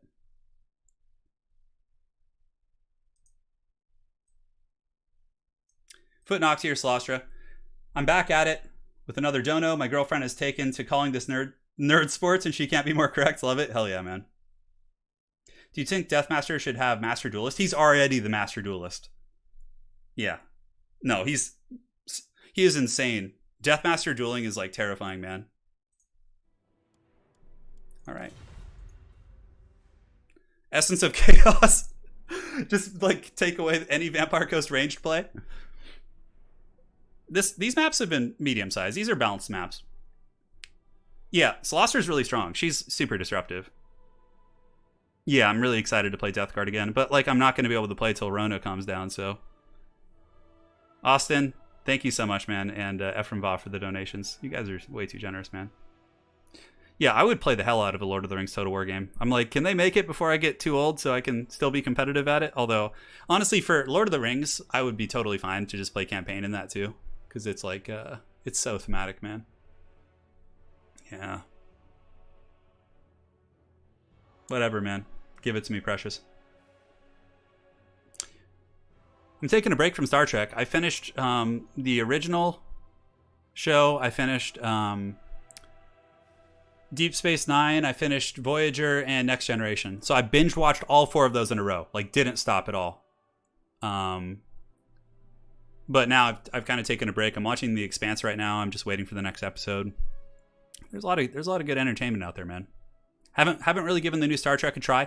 I'll watch like 2 or 3 episodes of the new one just to like, you know, give it a good old college try, but I'm really skeptical from what I've seen. One Man Boy Band, thank you for the $5, man. Hey friend, right back at you, dude. Hope you're doing well. Yeah, the Lord of the Rings mod for Attila, the one in the works. Yeah, it looks good. I saw some of the art for that and the skins and everything. It looks pretty solid. Sauron is a legendary lord. Oh god, that'd be so good. Just him like with his big mace. Although it's pretty interesting in the books of Lord of the Rings. I don't think they ever describe Sauron as using a mace. I think when they describe him in combat, it's like he just like uses his bare hands.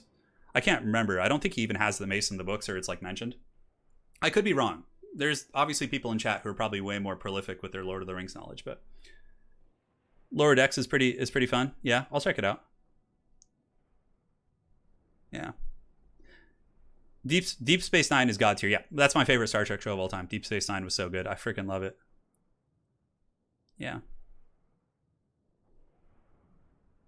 Picard is okay. Good parts, bad parts. Yeah. At least Discovery is short, so you don't need to waste too much time on that garbage.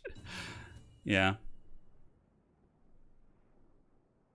Yeah. Game of Thrones Total War could be good too. You think Satsuma's going to change up his build? You think he's just going to keep doing the same thing until Evenstar can figure out how to beat it?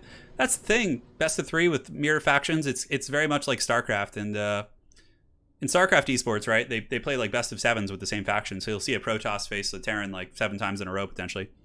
And like it's really interesting to see the adjustments. A lot of it is map dependent on StarCraft though. Like on certain maps like allow fast expansion, some don't because of ramp size and things like that. But here, very interesting stuff.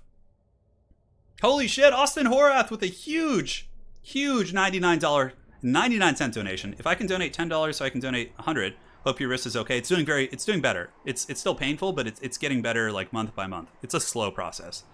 Was watching your videos last night to get me through duty. Marines love you. Hey man, right back at you. Thanks for your service and hope you're staying safe, man.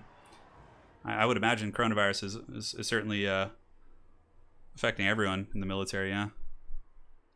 Cheers, man. Austin, really appreciate that. And yeah, more good times to come. It's going to be good. Melkor has a Warhammer, but do they ever describe Sauron as having one? Yeah. Dude, Austin with the steel chair, dude. He just steel chaired everyone.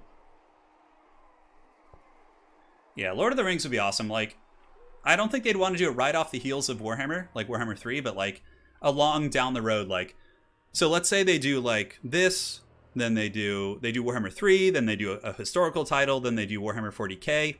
That goes for like 3 years, 4 years, and then after that maybe like a historical title, then Lord of the Rings. Like I could see that being like a 10-year roadmap. Yeah, so we'll see. All right, so for the greenskins here, we got Grom the Paunch, we got a bunch of Savage Orcs in the trees, some Squig Hoppers, certainly a little bit of cover from the coast here. Got a bunch of Spider Rider Archers, we got AP Cloonies, Warlords Boys, and Night Goblin Shaman. And I think that's it. Yeah, it's pretty much the same army, honestly. His little rusty airs have just been so good this game. And Satsuma, oh my god, look at this haggardness. He's got Queen Bess box up on the high ground. Cyrenes, this is very similar to my build. Very, very similar for sure. Yeah, he's got a Crabcaster, he's got a Cyrene box with Queen Bess, he's got a bunch of bats, and also a Necrofex Colossus. Oh my god. What faction do I play best? Empire, Vampire Coast. I'm okay at Skaven. I feel like I've been losing a lot with them lately, though. So probably just Empire, honestly. It's the only one I feel really competent with right now. Yeah. Yeah. So, that you know, we'll see what happens. The Queen Bess is very, very good against greenskins, but more so against Archer builds. What's strong about Satsuma's build against this is that, like, he has cover for like quite a bit of time. Like Queen Bessie might not be as effective at shooting into the trees. And like he can move through this tree line and really like ambush here and minimize the effectiveness of the deck dropper bats. So yeah, Austin and Horath, it's certainly very tough in Poland as well from what Lady Turn's family's told us, but they live in a very isolated area of Poland, in a forest basically, so they're pretty safe there. So yeah, all is good. What is this abomination? I don't know, we'll find out. Queen Bess is shooting. There is a gunnery white for extra powder? No. No gunnery white actually. So we'll see if Queen Bess can get through the trees. I actually haven't seen this before. Okay. No, Queen Bess hit a tree. Oh, this is really nice for Satsuma, this forest here. And right now, all the little like haggard spider riders they are being chased and kind of poked and prodded a little bit, but Luther is taking quite a bit of damage actually. And the Greenskin Legion just moving. The AP Kaluni is a very good answer against Sirens. I believe the Fanatics spinning chain attack does actually count as magic damage. I can't quite remember. Hard to say. Do you think they should get naval combat? No. I don't really care for naval combat. I never liked it in Total War titles. I know some people do, but just not my cup of tea. To each their own, of course. Ooh, this could actually be really bad for Satsuma if he's not careful. If he lets all of his skirmish cav kind of get picked apart here, but honestly, the Jet Chopper Bomber is getting Spirit Leeched, and the little Gobos are kind of breaking, but there's so many of them. And also the Goblin Wolf Chariots are, they have missile attacks as well, but man, Evenstar is getting super aggressive here. But the thing is like, yeah, he might push them back, but is he going to be able to, get him off the battlefield? Here we have Grom the Paunch getting in there again. Look at Grom, dude. He's such a chungus. Just fighting this Colossus, and Colossus are god-awful against ground targets. So Grom will probably get a ton of free damage here against this Colossus while it tries to retreat. Here comes the main force. In the meantime, Evenstar really trying to chase down the skirmishers, but if he stays there too long, chasing all these annoying skirmishers of Satsuma, he's going to engage the front line very unsupported. Some of the Jack Chopper Bombers have gone down, taking quite a bit. Some of the dudes are getting chased off the back of the map here. The Goblin Wolf Chariots really need to get engaged here, though. It looks like Satsuma may have forgotten about a couple units, but we'll see if it even matters. The Greenskin's moving in now against the dreaded Box of Doom. Squig Hoppers onto Queen Bessie could be very, very powerful. The Necrofex Colossus is taking quite a bit of free damage. And let's see when he gets the Wolf Chariots back. Okay, Satsuma has noticed those. He's bringing them in. So now comes the two sides of that coin. Luther and company were able to really wreck the Spider Rider Corps. But on that same note, he's really... Oh, no. This could be an instant loss for Evenstar. The Squig Hoppers coming out of the back. Spirit Leech going down, I would imagine. It looks like some sort of a spell. And the Squig Hoppers get right on top of the Queen Bess crew. And also Queen Bessie's now being sniped by the Goblin in the back. And the Savage Orcs are moving in across the board. So Queen Bessie here takes quite a bit of damage, though the Sirens are able to jump in there and potentially push them back. But he does knock Queen Bess off, really minimizing some of the value of Queen Bess. And now we have all the little Goblin Wolf Chariots moving in while Grom the Paunch continues to attack the Colossus. Although I think going after the Vampire here might be a little bit of a safer play. So I would imagine Squig Hopper countercharging here. There's going to be another Vindictive Glare going down. Luther Harkin might go after the Night Goblin Shaman. It's hard to say. Sometimes those little Shamans can be hard to kill. They just get knocked around and you waste a ton of time and you can lose the game because of that. But the Savage Orcs have jumped on the Queen Bess crew. Some of the Squig Hoppers are broken off here, but AP Gloonies or Warlords boys creeping up in the back line. And the little Goblin Wolf Chariots are doing so much damage, man, to the Sirens, actually ravaging the front line. And a big problem for Evenstar is the fact that his caster might be in a little bit of trouble, though the little Goblin that could is getting hornswoggled and focused. Like, yeah, he's still a problem. Wall going down, it's resurging through the valley, the entire Greenskin army roided up on angry Greenskin energy. And the Vampire Fleet Captain is being bullied by the Giant Ritual Hag and Grom the Paunch, and now we got Goblins coming in. Now, if we could get a really powerful Fanatic Ball on top of this, that would be quite strong. For Evenstar, he might be in some trouble, man. Even though he's ahead on the Bounce of Power, Luther's been fighting this Night Goblin Shaman for a good 45 seconds, which is not the most cost-effective thing in the world. When you're losing Queen Bess, your caster is dying here, and your Colossus is wrapped up in melee combat, and all the Sirens are dying to the Goblin Wolf Chariots, which is hilarious. So Rusty Air is going to be attacked here. Some Savage Orcs moving over to try and peel off and maybe save the Rusty Airs. Little Goblin Shaman getting chased off the battlefield by the Jet Droppers, which is a very good play by Evenstar's part. The Queen Bess is down for the count, and now the Hag has got her sack of meat, and she's just kind of working here on the Vampire caster. Sirens have got to be crumbling. Yeah, they're in relatively bad shape. Although Luther Harkin might be able to carry this. That's the thing. Like, Rusty Airs, though, are back. It looks like there's going to be some Witchcraft going down on the Vampire Fleet Captain. Some Goblin Wolf Chariots may be running off the edge of the map. A little bit hard to say, but it looks like these ones might come back. Their leadership is positive. They should rally here. And the Vampire Fleet Captain getting gooned pretty good. Satsuma pulling the Bounce of Power back into his wing here as his little Rusty Airs continue to shoot it. God knows what. I think the Bacchus and Deck Droppers there might be able to finish him off, but Keeping the Rusty Arrows to fight Luther in the late game is going to be very important, but there's still a ton of Squig Hoppers, man. And here comes another charge going after the Vampire Captain again. The Colossus also in a little bit of a dire situation. Luther is coming, though, and that's going to change the fight. He could be very, very strong here, but I feel like the Rusty Arrows need to move up. No, they actually get broken. Very well played by Evenstar, getting those bombers to shut them down. Will the Vampire Caster die? It looks like a big breath attack from the Goose up in the sky. Does take quite a bit of HP off the Thrag, the wife of Throg here. And now here comes the charge. It looks like the Hag is going to get broken, but the Greenskins have some cavalry here to stop the Hag from getting chased off. You can see the Squigs are going to move in. Grom is going to move in as well, and the Hag might come back.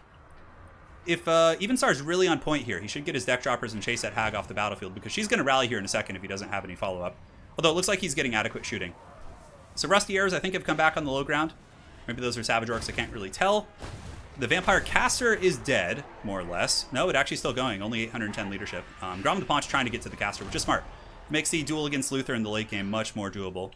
And it looks like the Hag might break. Hard to say. Yeah, it looks like she's going to break off. There's a chance. You can see what Satsuma's trying to do is block his own Hag. Oh, he's corralling his Hag to make sure she can't run off the side. Ooh, that's some next level shit right there. I got to take notes, man. And yeah, look at this. He's using the Spider Riders. Oh, and the Hag comes back. Oh, that's game winning. That's the game. That means there's Spirit Leeches. That means there's Mass. Oh, dude. Beautiful play. He used his Goblin Wolf Riders to rally the Hag. What a masterful play by Vicious Satsuma. If that was intentional, Satsuma, you got to let us know in the comments afterwards, man. So now Grom the Paunch collapsing on Evenstar's army. 3-0 here for the Greenskins, potentially. Might as well have made this final a best of 5. Because, yeah, that's going to be Vicious Satsuma coming in with the steel Greenskin chair. What's crazy is we've never had Greenskins win a faction war. Granted, this isn't technically faction war anymore. It's single faction tournament, but it might as well be one. Crazy, crazy stuff, man. And there you have it. The Colossus is going down. Evenstar is on death's bed. And here comes the giant River Troll Hag with the sack of meat. Beating once again on Luther Harkin. That is GG. Well played. 3-0 there, basically, in the finals. Vicious Satsuma. He was feeling it today, man. He felt the Y energy. That was awesome. That was so awesome. Yeah, man. So good. Well played to Evenstar, though, man. It was a great run for him. He won last week's, and he got to the finals this week. Certainly an awesome contender. But in the end, Satsuma's showing why he's the king of the Greenskins. And, yeah, man. The little wolf chariots, all that shit. Oh, that was so cool. So cool, man. So let's update these scorecards. Vicious Satsuma is our champion for today. In the best of 3 finals, he claims victory. And we will give him the victory here in just a moment. But let's take a look at the stats, see what did well. Grom the Paunch with 2,300 value, really ramming that Colossus. Little Goblins and the Hag coming back with super clutch. Savage Orcs seem to do fine. Some of them got like 1,000 value, actually. Evenstar really did a good job chasing off the Spider Corps. But it did kind of mean that Luther wasn't involved in the main fighting for a while. Luther must have done good. Only 1,000 value on Luther, mind you. He killed the Goblin, he chased, but yeah, Grom really carried. Syrene's died super fast to the Goblin Wolf Chariots. Like, they did not last long at all. At all.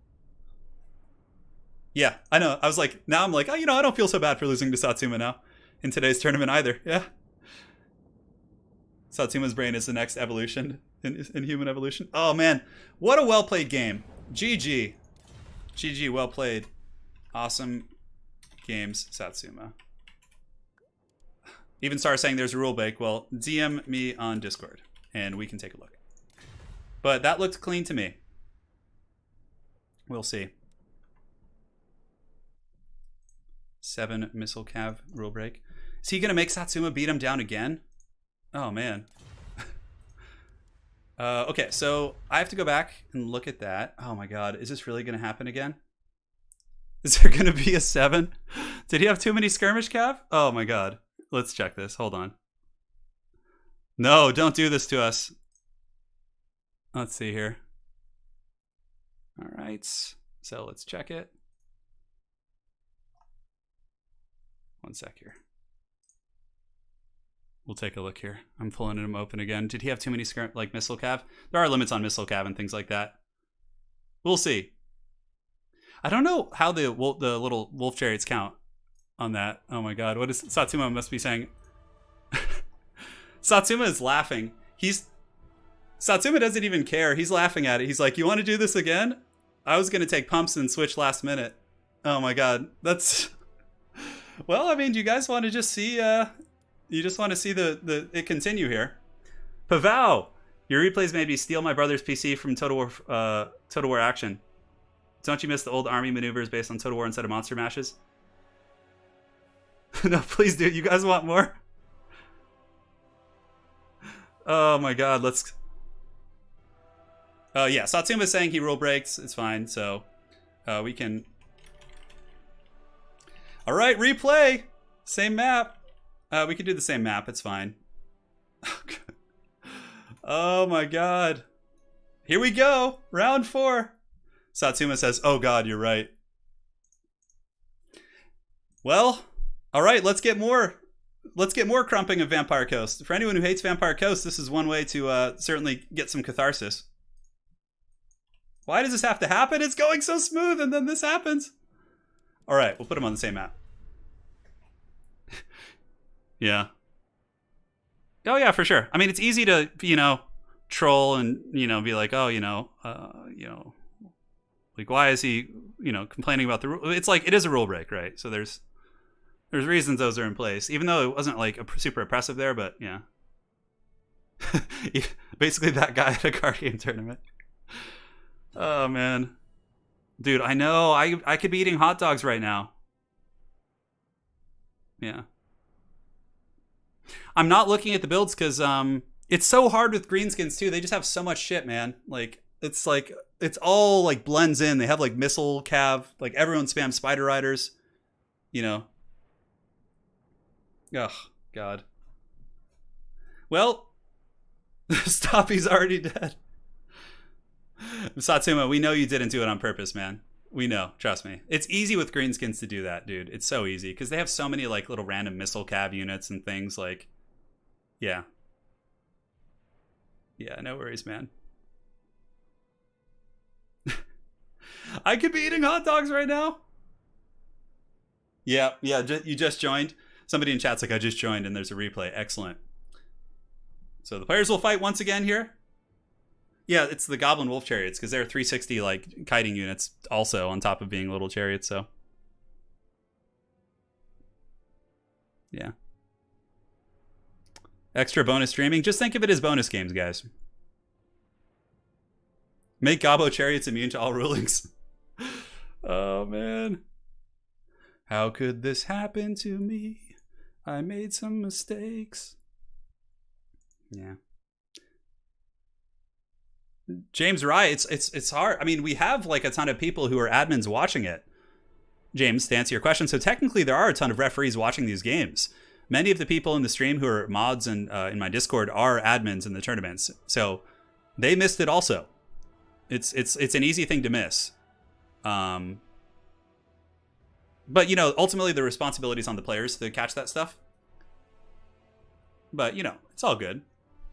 Satsuma's in good spirits. He's a champ. I mean, this is a super casual tournament format. It's just like best of one, fun shit. So I don't think people take it too seriously. First 4-0 in a best of 3. How many times am I going to teach you this lesson, old man? It's certainly giving Even Star time to try some different builds, but the thing is none of them seem to be working. So Satsuma's clearly ready. I don't know. I'm casting all day. Yeah, I know. Usually these tournaments are shorter. Usually it's over in like 2 hours and 15 minutes, 2 hours, 2.5 hours. Yeah. Nothing sweeter than a hot dog long anticipated. I know. I know, man. I know. Life's good. We're getting there. If we had a Vampire Count Mirror match, we would not have this because the Corpse Guards are the best chariots. I know. Vampire Coast is a fun faction to play. It's like zombies with guns is cool. If they had a tabletop army in like Old World, I would definitely be interested. I love like gun lines in tabletop games. Actually, that's not true. All my armies are melee focused. Chaos Death Guard. Yeah. I mean, I still think it's fun to play like in fantasy, like using rifles with like Empire. Satsuma says face me in all caps. Oh my god. Bring it to game 7 in a best of 3. Satsuma's next army, 15 wolf chariots. just charging Even Star. Oh my god, dude. Just think of it like a training session. Like, these guys are practicing this matchup. What if they do random? I should just make them both randomly generate their armies. That would probably be better for the greenskins. Greenskins usually get pretty good auto gens because they get like a ton of like cheap cavalry and like skirmish cav, like wolf riders, spider riders. Helmut Gorst, you know, he's okay in a couple matchups. Yeah. What's the most competitive vampire build versus greenskins? Vampire? Probably Salastra and something. I don't know. I feel like Satsuma's going to be ready for Salastra though. He did well. He sniped my Salastra pretty well. He just like blasted her with the Goblin and with the Spirit Leeches, and she died pretty quick. It's honestly a matchup that a lot of people say is favored for Coast, but I often just really struggle against greenskins more than most matchups. Satsuma in chat saying, "Don't tempt me." Watch Evenstar have a rule break. Oh my god, please no. I'm better at spotting vampire rule breaks because it's usually always with like with single entities, but greenskins it's hard because it's like there's so many like crossovers with chariots and frickin' missile cav and things like that. Don't worry guys, more replays. Let's do it. All right, so no Condom Wolf. Here we go. So for the armies here of Evenstar, he's going with quad bombers or deck choppers. It looks like just basic deck choppers. Yeah, okay. Trying to snipe characters.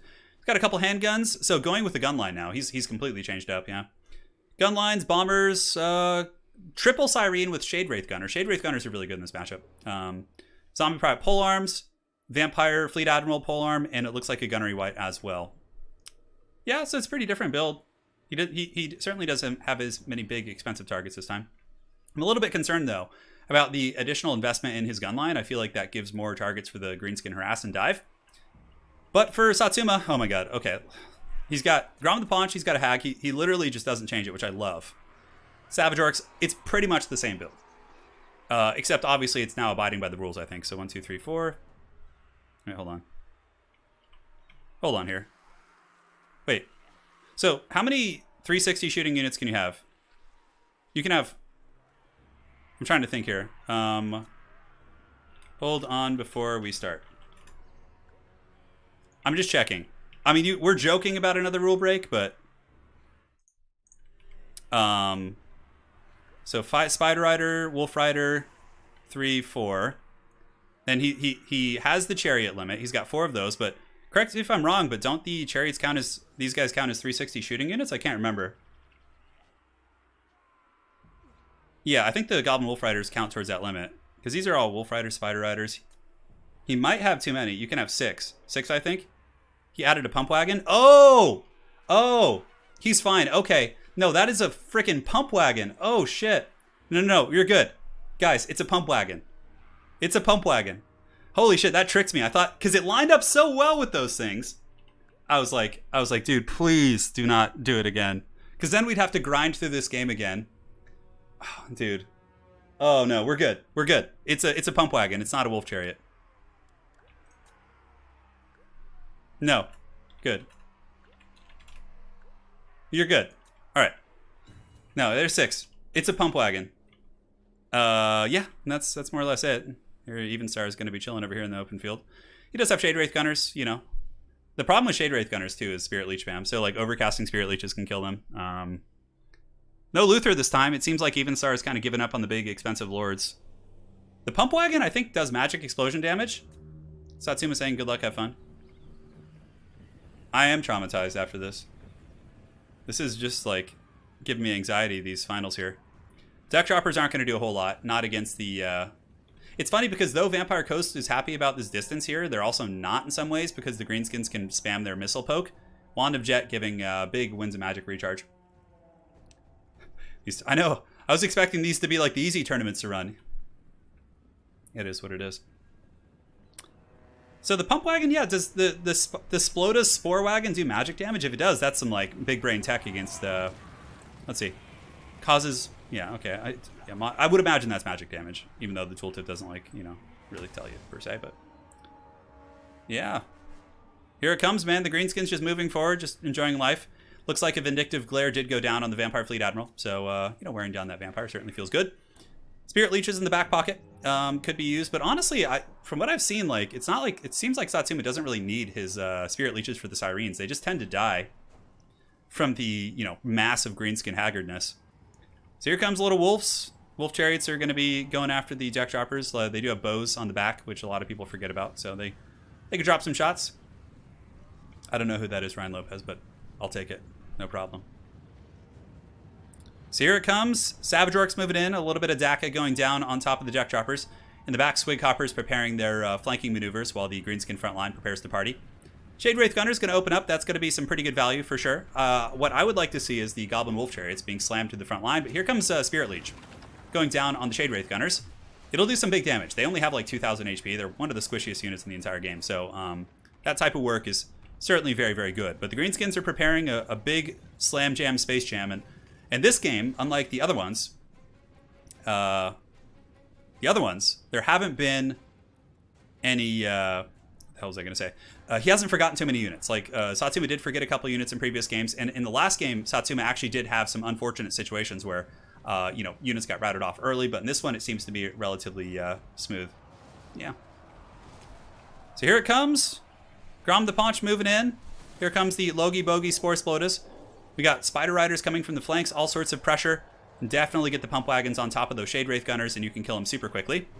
The Savage Orcs are moving in. Bombers haven't done too much damage yet, but it's only a matter of time. And you can see that Grom the Paunch once again is gooning out a gunnery wipe. And let's see that pump wagon get back on the Shade Wraith Gunners. And, for Evenstar, using the deck droppers to peel off the skirmish cab on the flanks is pretty cost effective. Satsuma, though, with good control, isn't letting him get those for free. You can see the Squig Hoppers kind of going around the flank here. Spirit Leech going down on top of the Shade Wraith Gunners, but an Overcasted Invocation is going to be coming down as well, which might not do too much. Shade Wraith Gunners are kind of on the run. Also, with good micro, Satsuma can slam jam, space jam in here with the Squig Hoppers, and Squig Hoppers are ITP, the insane troll posse. Somebody said that in chat last time, so whoever that is, props to you, man. I didn't come up with that. The insane troll posse, yes, it's their favorite band. Getting on top of the Shade Wraith Gunners, and the Hand Gunners is certainly very strong. Frontline engagement, though, is going much better for Vampire Coast this time around, at least on this flank. The Bombers and other troops have forced back the basic Savage Orcs, but Grom is on top of his delicacy of choice. Squig Hoppers slamming into the back of the Bombers, and oh, Satsuma! You're like fighting without like 1,500 gold here. Oh, Satsuma has so much stuff sitting back there not doing anything. Grom the Paunch is kind of getting worked on, but Grom does have a ton of healing, obviously. So, he'll be okay. He should be able to get away and rally there. Looks like another Spirit Leech going down on the Shade Wraith Gunners. Should finish those guys off. And man, Satsuma really needs to get these other units engaged. Really, really need to. Like, that's so much value that's not doing anything right now, which really, really hurts the soul. Shade Wraith Gunners should die and crumble. They have like 200 HP. They're at negative 25 leadership. We have some Spider Rider archers coming in. And Satsuma now is moving in his reserves. The dreaded tactical reserves are now moving fast, although his units back there are idle, more or less. Grom the Paunch taking some heavy shots. This is certainly a much closer game here. The Goblin Wolf Chariots have gotten into the Sirens, but are a little bit trapped up. Some handguns for Evenstar have gotten back here, but it's nothing that, like, the Greenskins could just send a Spider Rider in and kill them, and they would pretty much be done for. But Grom's getting focused by a ton of handgun fire. He needs to get away. He'll break, but I don't know. Yeah, like, if Satsuma sees these guys back here, he should be able to pull them in and salvage Grom the Paunch, no problem. But it depends if he's going to notice that or not. The Vampire Fleet Admiral is also quite low, but currently Vampire Coast is in a little bit of a commanding position, considering so many of the resources for the Greenskins have been left idle. Shade Wraith Gunners are down, but more, Goblins are piling in. Savage Orcs and Goblins are trading pretty efficiently here. And thankfully for Grom's sake, he flees right into the AFK units, which is very fortunate. So Satsuma not even microing this, but is probably going to be able to save Grom unintentionally, which is hilarious. And now he realizes he has a couple units idle and is going to be getting those guys back in business here. But the Vampire Fleet Admiral is almost dead. So you can see the Spirit Leeches and the Rusty Airs have been focusing him down. And it looks like the Vampire Fleet Admiral might be dying also. They're probably just going to keep ripping shots in guard mode. The leadership stabilizes there. The Hag needs to get another Spirit Leech for sure. Grom the Paunch still getting chased off, which is really unfortunate for the Greenskins. He might rally, though. Depends if he can get some separation or those bats get kind of caught on something. And we will see if the Rusty Airs can finish the job and finish off this Vampire Fleet Admiral here. Giant River Troll Hag, 19 leadership, 14 leadership, taking some pot shots. Vampire counts do still have some handguns, which is certainly very nice. Looks like a Spirit Leech is going down once again on the Vampire. And some Summons or Sirens have been able to kind of target the bow line here. Now in the back, Grom the Paunch getting hunted down. Looks like he's not going to be able to rally. It's a shame because he could have been rallied if those units had been to his aid a little bit earlier. Still a close game, though. Despite the bounce power being a little bit even star favored, it's the fact that his lord is so low here is definitely a big problem. Another issue, though, for the greenskins is that there's still a metric shit ton of like sirens and different things running around, which are going to be very tough to kill. About 1,000 HP here. Could see another Spirit Leech coming down. And Grom the Paunch is escorted off the edge of the battlefield. Now, if Grom came back, I actually think greenskins would win this. But with Grom being chauffeured off the edge of the battlefield, I think that is going to probably be the death knell here for the greenskins. Granted, the Hag is still here. Sirens are being popped by a fair amount of focus fire. And the Rusty Airs are nowhere to be found. You can see some light Spider Rider support, really trying to get down that Vampire Fleet Admiral. The AP Clooney's unbreakable, going to be pushing into the gun line, which is strong. It'll take a ton of pressure off the Hag, who obviously is not happy about her place in the world right now. Got to get these Spider Riders away from the edge of the battlefield, though. Their leadership is really fickle right now. And the Hag is moving away. She's got 9 leadership. Let's call it a redemption comeback. Waz active. And, oh, here comes the meat lady. She drops her sack of meat and starts beating down the Vampire Fleet Admiral. He's got a couple buffs active, or she, or whatever it is. I don't know what gender that character is. But, oh, man, the lunch lady's going ham. She might break, though. We'll see. This is like the one chance the greenskins have. If Lunch Lady can win here and get some attacks, Vampire Fleet Admirals do have 60 melee defense, though, so they're not slouches. She drops her sack of meat. She's still stable. Very close fight. But Sirens are coming in pretty quick from the back. One more attack there could finish the job. AP Gloonies probably need to pile in as well, but we'll see if there's like a Spirit Leech or some sort of follow-up here. Hard to say. Lunch Lady is going to get a Spirit Leech off before she goes. So despite shattering, the Lunch Lady might be able to kill that character, but that's going to be GG. Yeah. GG, well played. A good scrap, for sure. The fact that he forgot those units cost him the game, I think. Yeah. But, yeah, here comes the AP Cloonies, man. Getting into those Sirens. And that was a close game, despite the dreaded tactical reserves. The Pump Wagon kind of got shut down. But, yeah, GG, well played. Grom had some rough engagements, for sure. Right as I was saying he wasn't going to forget anything. It's all good, though. I forget shit all the time. Shade Wraith Gunners only got 270 value on those. It really, I don't even know what did the damage in this Vampire Army. I guess the handguns got a lot, and Sirens did pretty well, too. All right, so we got a rubber match. Let's go ahead and pile this bad boy up. Oh, we got to do it with the scorecard keeper. All right. The fun continues. We'll do Pillar of Bone for the next map. Oh, to team? No, nobody's on my team. All right. So we had a fair amount of big maps. Now it's time to do a small one. And we'll see how this goes.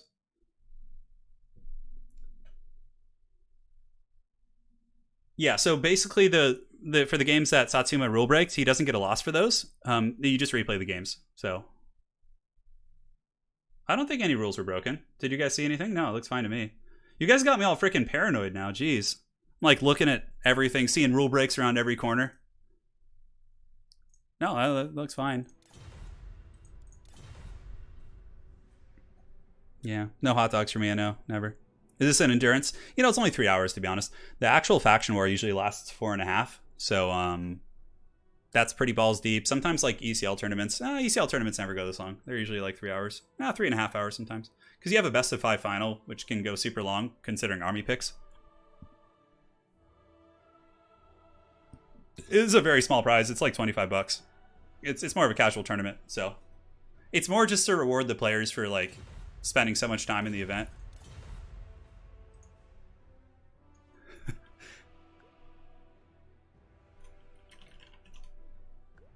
Also forgot a few units there in that last one. Yeah, if Grom had come back, it could have been a different story. Well, we'll see what schemes the greenskins have. What will Evenstar do? Perhaps it seems that rules have been broken. No way. Stop. Stop it. If you bring pump wagons, you can't bring a lord. The pump wagon supersedes the lord position. Torsten in chat with the donation saying, even my girlfriend knows that now that it's a pump wagon. Oh my god.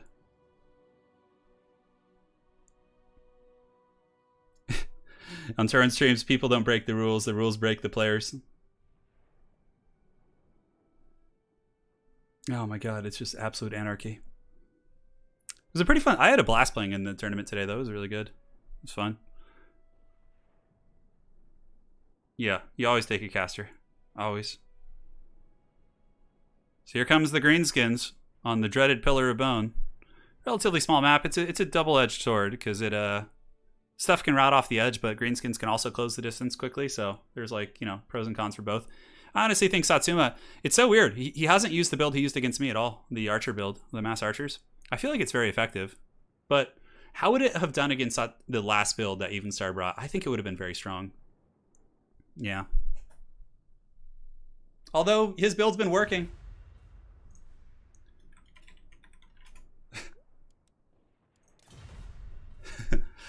So we got RTK versus VM here. Essentially a clan war duel. We will see what happens. We will see what happens, my friends. Thanks again for sticking around. It's been quite a journey we've all been on. It's 3 p.m. now here in California. I know for those of you guys in Europe, it's getting pretty late. The wee hours of the night creep up on us as the dreaded vampire counts claw their way back into the series. The OP rule breaks, I know.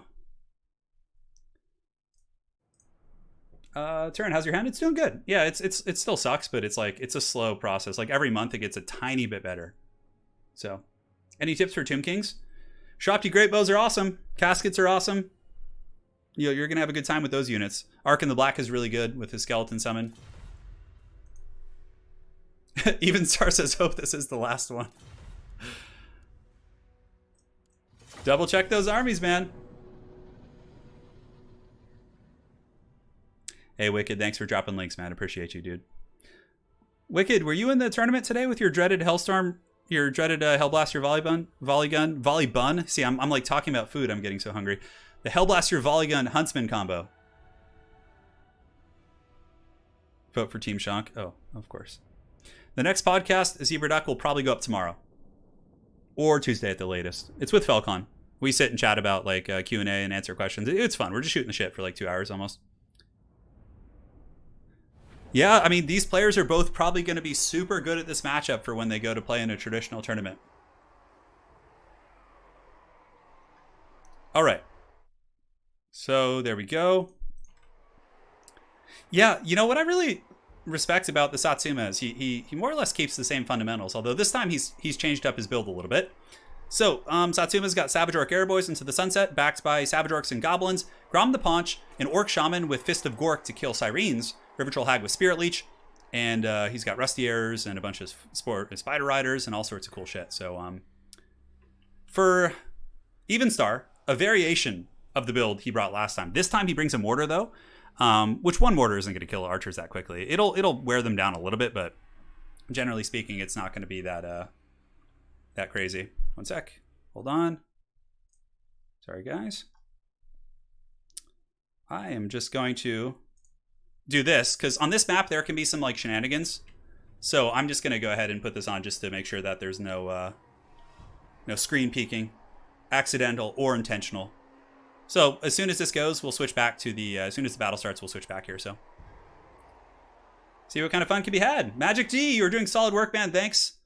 I know. I hate rule breaks. It's such like a unfortunate situation because like sometimes they're so insignificant that like it wouldn't have affected the outcome of the game. But if you don't enforce the rules, you know, it's a bad precedent. Because then like it's like somebody breaks the rule next week and they're like, oh, well, you didn't enforce it that time. Why are you enforcing it here? It's just like, yeah, it's hard. Magic G, thank you so much for the 20. Falcon with the 333 Turin. Solid nerves, mate. Oh, all day, man. All day. That happened to me when I used to work at my athletic director job a couple times. I got like lax on the rules and it came back to bite me. Yeah. So this should be interesting. Very, very cool builds here. We'll see what schemes are upon us. Should be fun. And we'll do it to it. See what the players do. The hot dog volley gun. Dude, imagine a Hellblaster volley gun that just blasts like hot dogs at people. Just blasting them, dude. that's how you know the stream is like degrading to a tragic point, you know? Oh my god. It's gonna be pretty funny. Gonna be pretty funny, my dudes. The answer to why are you enforcing here is always because I hate you. I hate you. Just play with no rules and just like have draw kites in circles and oh god. Unfortunately, Total War Warhammer multiplayer would just not be a thing without some restrictions. It would just be so bad. You need to have community rules. Like, oh my god, I remember some shit in the early days of Warhammer 1 Ladder. God. There was like this one vampire count player who just like literally brought like 2 Mortis engines like in all single entities and just ran around the map. So those are the days we lived in, man. All right. Here we are. We're back in the battle.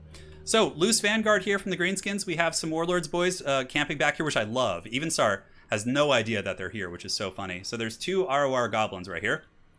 And yeah, they're hanging out, man. They're ready to go.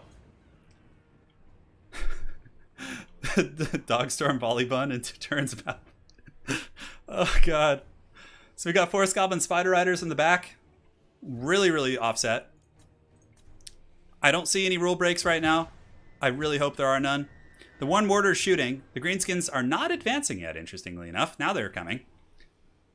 And yeah, we got a Gunnery White. We do also have a Vampire Fleet Admiral pistols. So Evenstar lost with Noctilus and with, or at least with Luther Harkin several times. So clearly he's off the Luther train.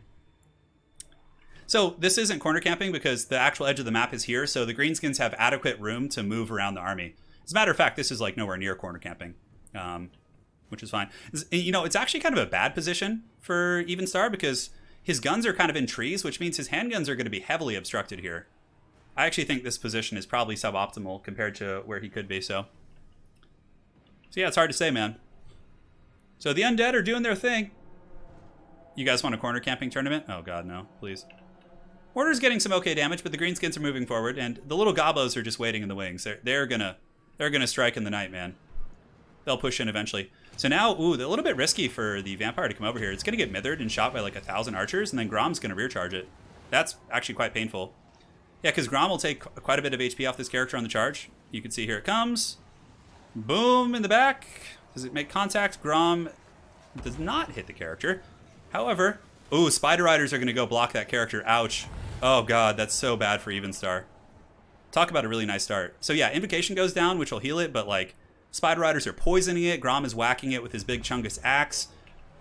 That is a shit ton of arrows. Spirit Leech going down as well. Honestly, he might just lose his character here. Invocation and OP obviously doing a ton of healing, but now it's gone. What you see is what you got. Yeah, Spider Riders are broken, but not before, like, more or less that Lord gets karate chopped down. I think Evenstar will be able to stabilize that character, but, yeah, I don't know. Crumbling's coming into effect now. Their Invocation's on cooldown. If there's another like Spirit Leech or some sort of an effect to snipe that character, it could probably finish it. Now on the backside we have Warlords boys who are going to be getting a Fist of Gork, I think. Ooh, strong. Those goblins are doing magic damage and annihilating the Sirens right now. That is a play of plays. However, the Haggard Bat Legion is flying overhead and certainly causing quite a bit of disruption. Wolf Chariot's up on the high ground trolling. The Vampire Lord very low, but Invocations are going down. But that means there's no Invocations to heal the Sirens and things like that. And you can see the goblins with the Fists of Gork are able to quickly... Oh my god, look at the Greenskin Daka. It's flying in there. Another Spirit Leech going down. Rapidly approaching the healing cap. And those Sirens probably going to die. Greenskins are taking a bit of damage though, mind you. Grom the Paunch somehow is dying again. I don't know how that's happening. Looks like some Lamprey's Revenge are able to get some work in. That could actually be a throw by Satsuma.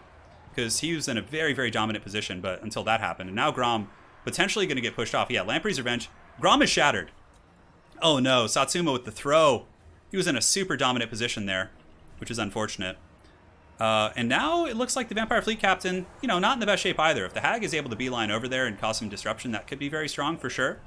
The Greenskin Archers are now getting beautiful crossfire into Lamprey's Revenge, but I think without Grom, it might be a little bit too hard to win, although Grom was able to generate some value. And the Hag, of course, with her giant sack of meat still doing her thing. I would imagine more Spirit Leech is going to come down onto the Vampire character. That would be a good equalizer for sure.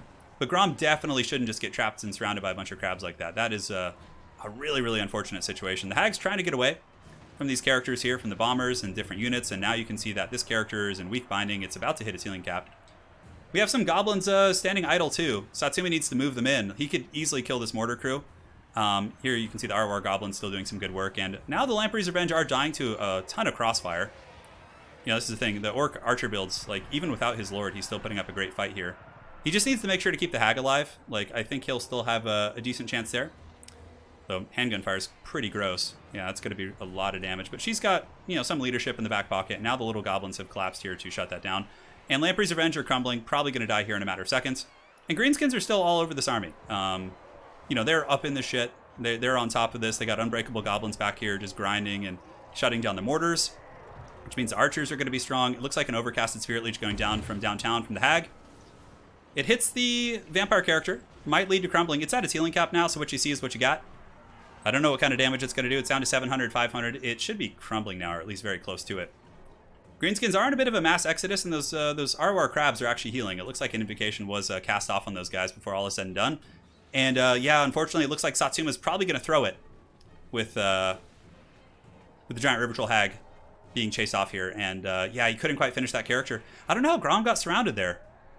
I mean, who knows if he threw it or his opponent made a good play. It's easy to say one way or the other, right? But that's pretty painful for sure. Yeah, crazy stuff. It was such a good start for Satsuma, too. The Fist of Gork, the isolation on the Lord. Just a couple little things went wrong. Could we see a crazy comeback? I don't think so. The Hag might rally here. It's got a little bit of room to the edge of the map, and of course it is regenerating. The wall going down does give immune to psychology. And now Evenstar is having to push out with a bunch of units. His Lord is so damn low. He's got like 500 HP or something. And yeah, here it comes. Zombie Pirate Deckhand mobs are moving and a grooving. And you can see that the Greenskins are going to be shattering across the board. Well then, are you guys saying there's a rule break? No, there wasn't really. So the rule with Forest, as far as I understand, is 50% of your army can be in it, like in terms of gold value. A forest camping, what? No. It's when I'm zoomed out, it's kind of hard to tell. One sec.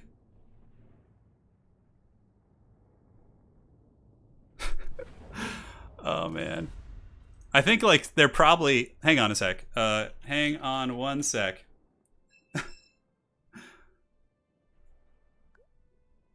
Yeah, no, I mean, yeah, so you can't camp in forests, obviously, and things like that.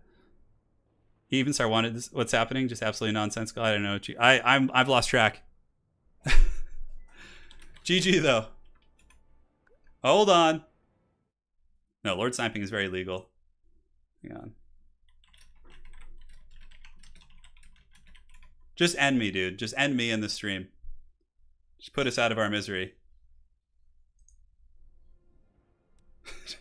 Just hang tight for 1 second. No, there's plenty of archers. Dude, no. We must best of 10? Just let me eat.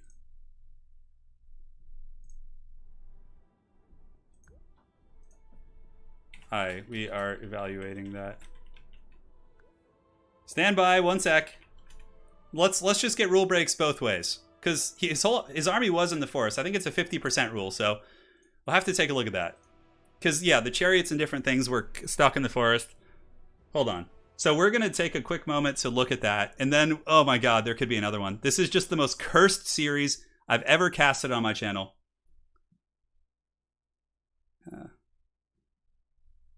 All right, 1 second here.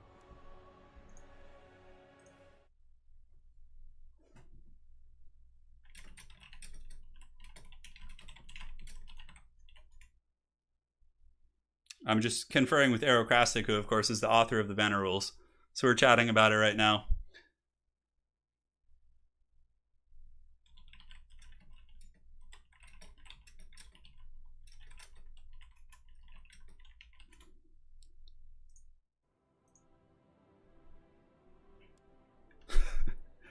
Well, at least you guys are here to witness history. No, it's not amazing. It's the opposite of amazing. I mean, look, there is some humor to it, all right? There is some humor to it. Remember when I said it would be a quick tourney? You know, we're still not at the 4-hour mark, all right? We're still not at the 4-hour mark. 1 sec. Oh, watch. We're chatting. Arrow and I are discussing it. He's going back and reviewing the footage. It's like a...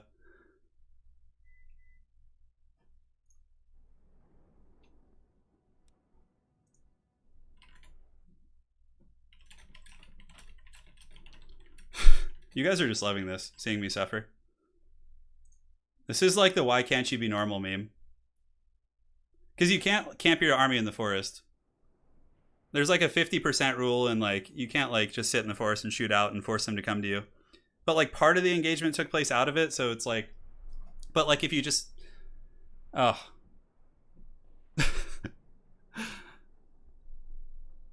Turin has got to eat a hot dog for each rule break. So how many would that be? Like 4 now, I think.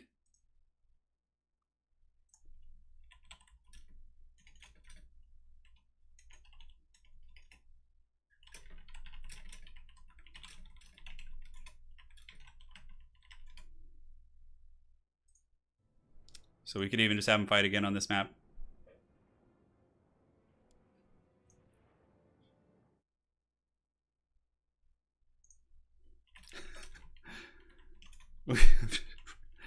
Arrow's like, it's been a disaster.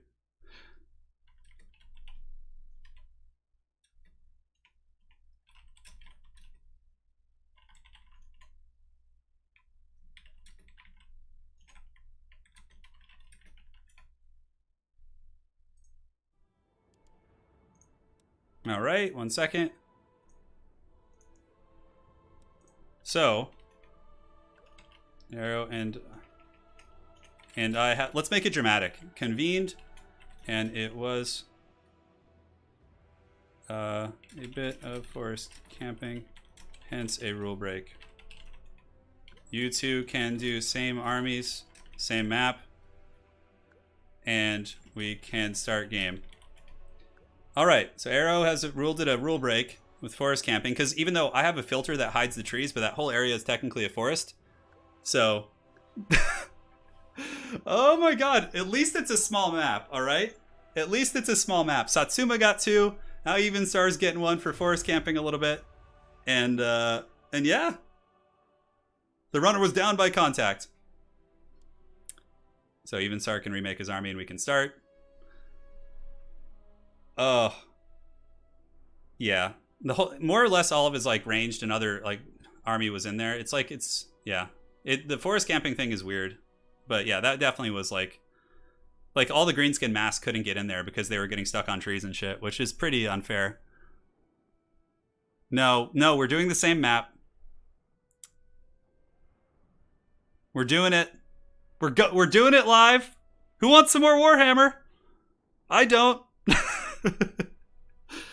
Oh my god, dude! Why can't you be normal?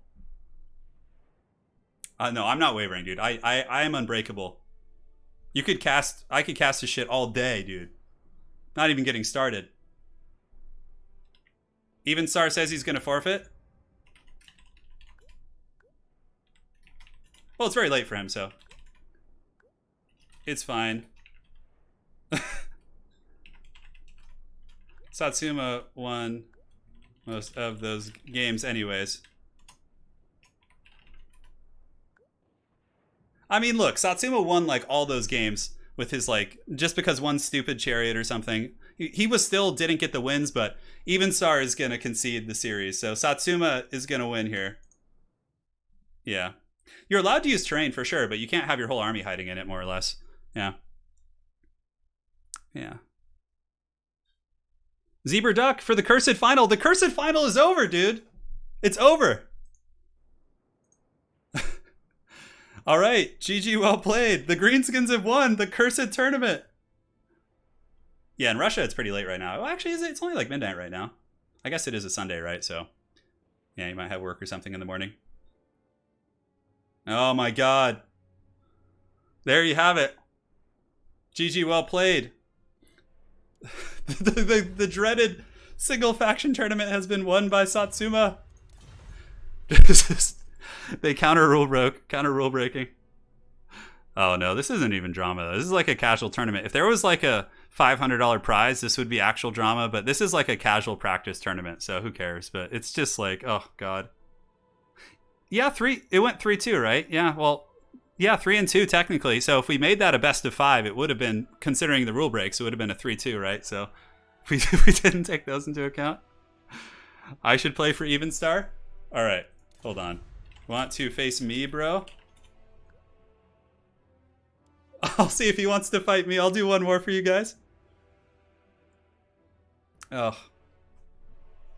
Yeah, it's unfortunate, but like, you know, that was a little bit of a forest camping situation. It's hard to tell because when I go into the game, I don't see the trees because I have them turned off in the setting. But if you look at that map, that actually is a forest there that blocks cavalry and chariots and like really good for bombers and zombies to hide in, actually, which I didn't think of before the game. I'm offering Satsuma a chance to battle me here. Yeah. Let it end. Put it out of its misery. All right, hold on. So let's go ahead and go to the web browser. Let's pull up the brackets. So Satsuma will be the victor. Even Star, great battles for sure. He put up a great fight today. The rule breaks, though we did enforce them, were relatively insignificant. So if you guys want to like think about it from that perspective, you know, it is what it is. The other games were pretty decisive, the first ones. So I'm just going to put one here. It's fine. Yeah. The tournament is over. I'm going to get the volley bun. Bring it, but only if we both rule break. Okay. Let's rule break. On my way. All right, so I'm going to battle Satsuma here. It's time for some rule breaks. Are you guys ready for this? Here, let's do it. Yeah, I feel bad. It definitely sucks for both players to have to go through that. Like, even Star kind of feels bad in that situation. I can't even find my own game now. Hold on. Satsuma. Passwords 123. Put the score at 3-2, coward.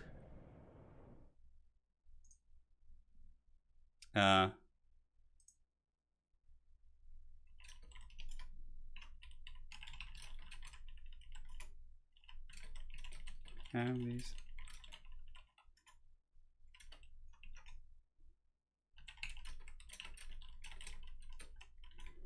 Okay. So let's go get the Satsuma. The new finals are here. I'm replacing the Vampire Coast.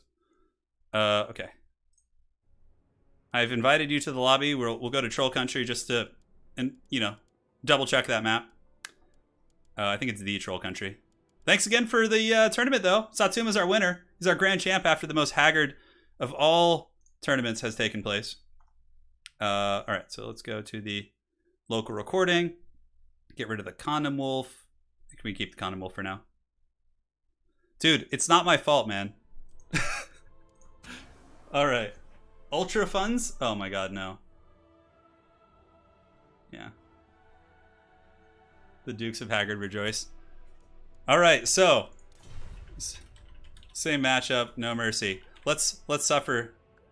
Coast Jeep Greenskins. All right. Hey, you want to auto-gen?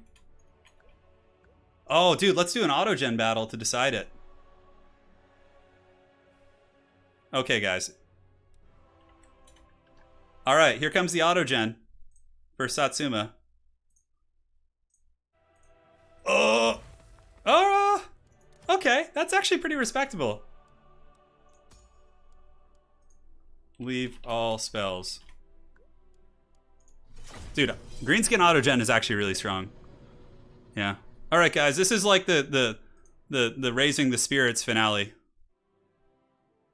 He doesn't have a caster. Oh god. Auto-gen, dude, here it comes. The honorary ending. Hey, Creation Warline, thank you. Creation Warline, thank you so much for the tenor, man. Yeah, sorry about the ending, guys. I know it sucks, but you know, it's part of the. I know from a viewer perspective, it must be very frustrating. Like if I was watching this stream myself and I might not be involved in the tournament scene, I would have been frustrated too by having to give Satsuma losses for like one stupid archer that didn't make any difference. But you know, there has to be a precedent. I can understand though how people will be frustrated. So. The Cursed Final. So what do I got? Got you.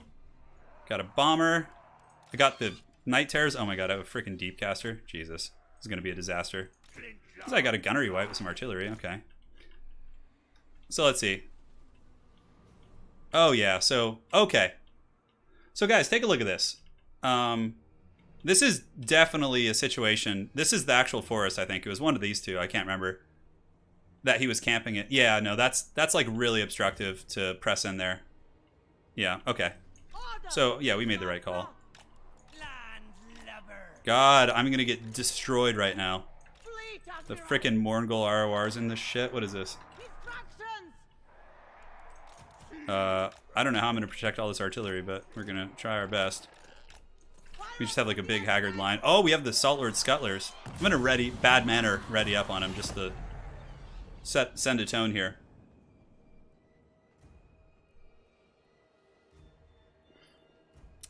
Deepcasters, I mean, look.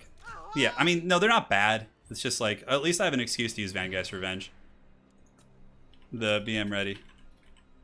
I'm telling him that I readied up. Just on, it's a bad. Oh my god, he has 1,300 troops against my shitlord army here. Oh my god, I'm gonna get flattened, dude. All hail the mighty. Dun, dun, dun, dun, dun, dun. Let's go like this. That's actually better, I think. Oh my god, I have like cackle fruit and shit. Okay, this is probably fine. Yeah. Like, the fact that he's taking so long to set up is like an omen of doom for what's to come. Hey, Falcon, thank you for the donation, man. Really appreciate that. Alright, so Savage Orcs can get blasted here. Oh, he got Grom the Paunch? Get that shit out of here, dude. What is this? Like, good units and shit? Let's blast him with some fireworks. Oh, God. Alright, so let's scoot you up. Start shooting. Salt Lord Scuttlers can start dropping some bombardments right here, see what kind of damage we can get. So the mortars are just shooting into archers, which is fine. Salt Lord Scuttlers get a decent little bombing run on those guys. So far, the deck gunner's still ripping some shots. Oh, he's got Black Orcs back there. Okay. That's something to consider. Let's use the bombers as like a peeling unit. Yeah, here he comes. Okay. Handguns. Shoot the pump wagons. Let's go here. Shoot you guys. Ooh, Grom's getting the business here a little bit. Okay. Pull you guys back. It's fine. My poor bombers got Shrek'd, which is expected to happen. So that's right. We have all these like freaking abilities here. That's something to think about. All right, man. I cannot defend all this shit. This is too much. All right, so we got Fellbats. Let's pull you guys back in. We have the Krabos, which are ready. We have the Mornguls there, which can also screen. Pump wagons are getting the biz. Let's go ahead and drop Crab Summon. That'll help kind of halt that advance. And yeah, we should be able to block this up on the flank here. Got some Fellbats here. So Sirens need to come in. Let's send the Fellbats after the dudes. Oh man, that's going to be just an unholy onslaught. These crabs can move back across, pull you in. Let's go ahead and get you into melee into Pound Town. And yeah, unfortunately there's just goblins everywhere. I can't stop them all. See what kind of work we can do. Handgun mobs. Huh. Oh, Grom is dead! Grom is dead! Okay. Okay, then. He's not dead, but he's running. This cannon is also just getting pounded into the Shadow Realm. I'm probably going to have to fall back into like a Death Star or something. Because this is just not going happy. Oh, man. Okay, this is good, though. We're killing some of them. We got some Savage Orcs attacking the flank here. And these Crab Summons are fighting that big boss to the bitter end. So what we could do is attack in melee with those guys. All hail the mighty. They're using Vangeist Revenge from the deep. With tattered sails and incredible tales. They're calling in the seas. Hey, that actually did good. Oh, it killed the goblins. All right. Got some goblin value. Let's move you guys in. Get these bombers like around the back. See what we can do. Let's do a little frickin' tide call up in this. Oh, yeah. Look at that value. Throw some frickin' cackle fruit in here. Oh, yeah. Tide call. Yeah, that actually did okay. We got to get away. Those Black Orcs are just giving me the dirty, though. Can we throw some cackle fruit at these guys? Let's throw some fruit at them. And these guys shoot in the back here. Oh, man. I'm done. I'm done for it. It was a close fight. All right. I don't have enough to stop all this shit. Let's throw another piece of fruit at him. I have no invocation. Oh, Spiteful Shot time. OP. Let's go. Spiteful Shot OP. Come on. Come on. Come on, lady. Oh, she's dead. Okay. Well. Gunnery White is now my new best friend. We threw some cackle fruit at the Black Orcs, which is pretty metal. The overpowered Spiteful Shot combo, too. Oh, is she going to live? No way. No, she's dead. Okay. As expected. Grom is still cackling in the distance. The bombers are actually doing some considerable damage. Oh, only 300 value though. Okay, I was completely wrong about that. Oh, look, I forgot about some sirens and bats the whole time. The curse of the Satsuma has appeared on me as well. All right, let's go get on those archers. Let's pull you guys in down here to try and peel. Pull you guys back. Bombers can go chase these savage orcs off the battlefield. Yeah, get in there, bats. There you go. That's what I'm talking about. Oh, God. Cackle fruit, kite. Let's throw some bomb throw at these guys. What does that thing even do? Never seen that ability before. Oh, yeah, look at the dreaded kite. Okay. We have ballistics calibration. Grom the Paunch is getting the sniping. There's a lot of low leadership here. We're trying to get the old 1-2. Oh, hold on. Oh, I have a broken combo.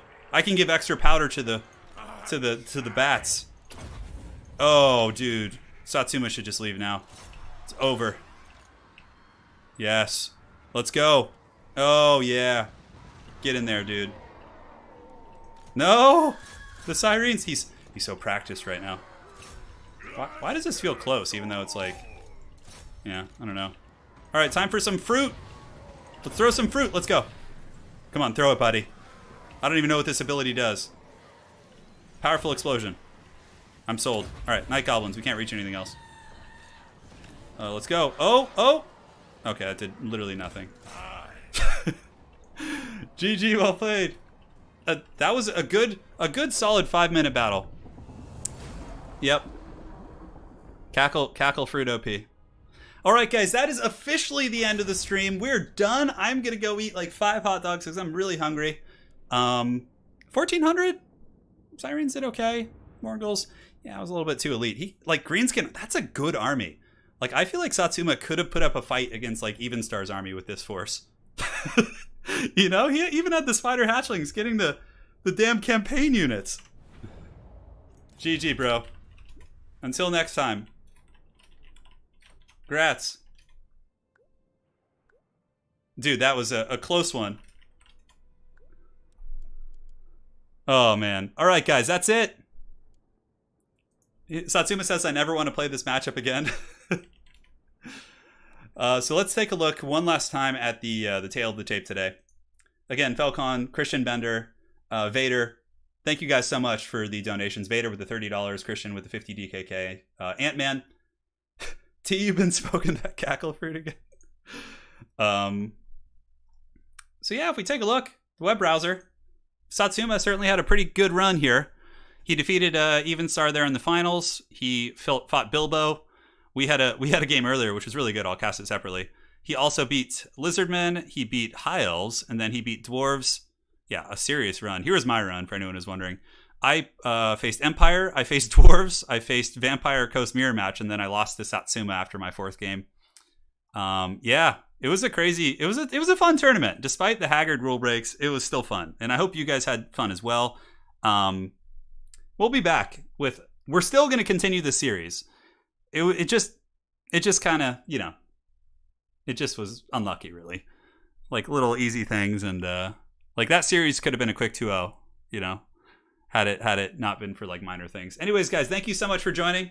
Hopefully you enjoyed the stream. I know today was a little bit all over the place, but we tried and got some really good games, actually. Hopefully that didn't overshadow the amazing games we had earlier. You know, we had the Energized Evenstar game, which was amazing.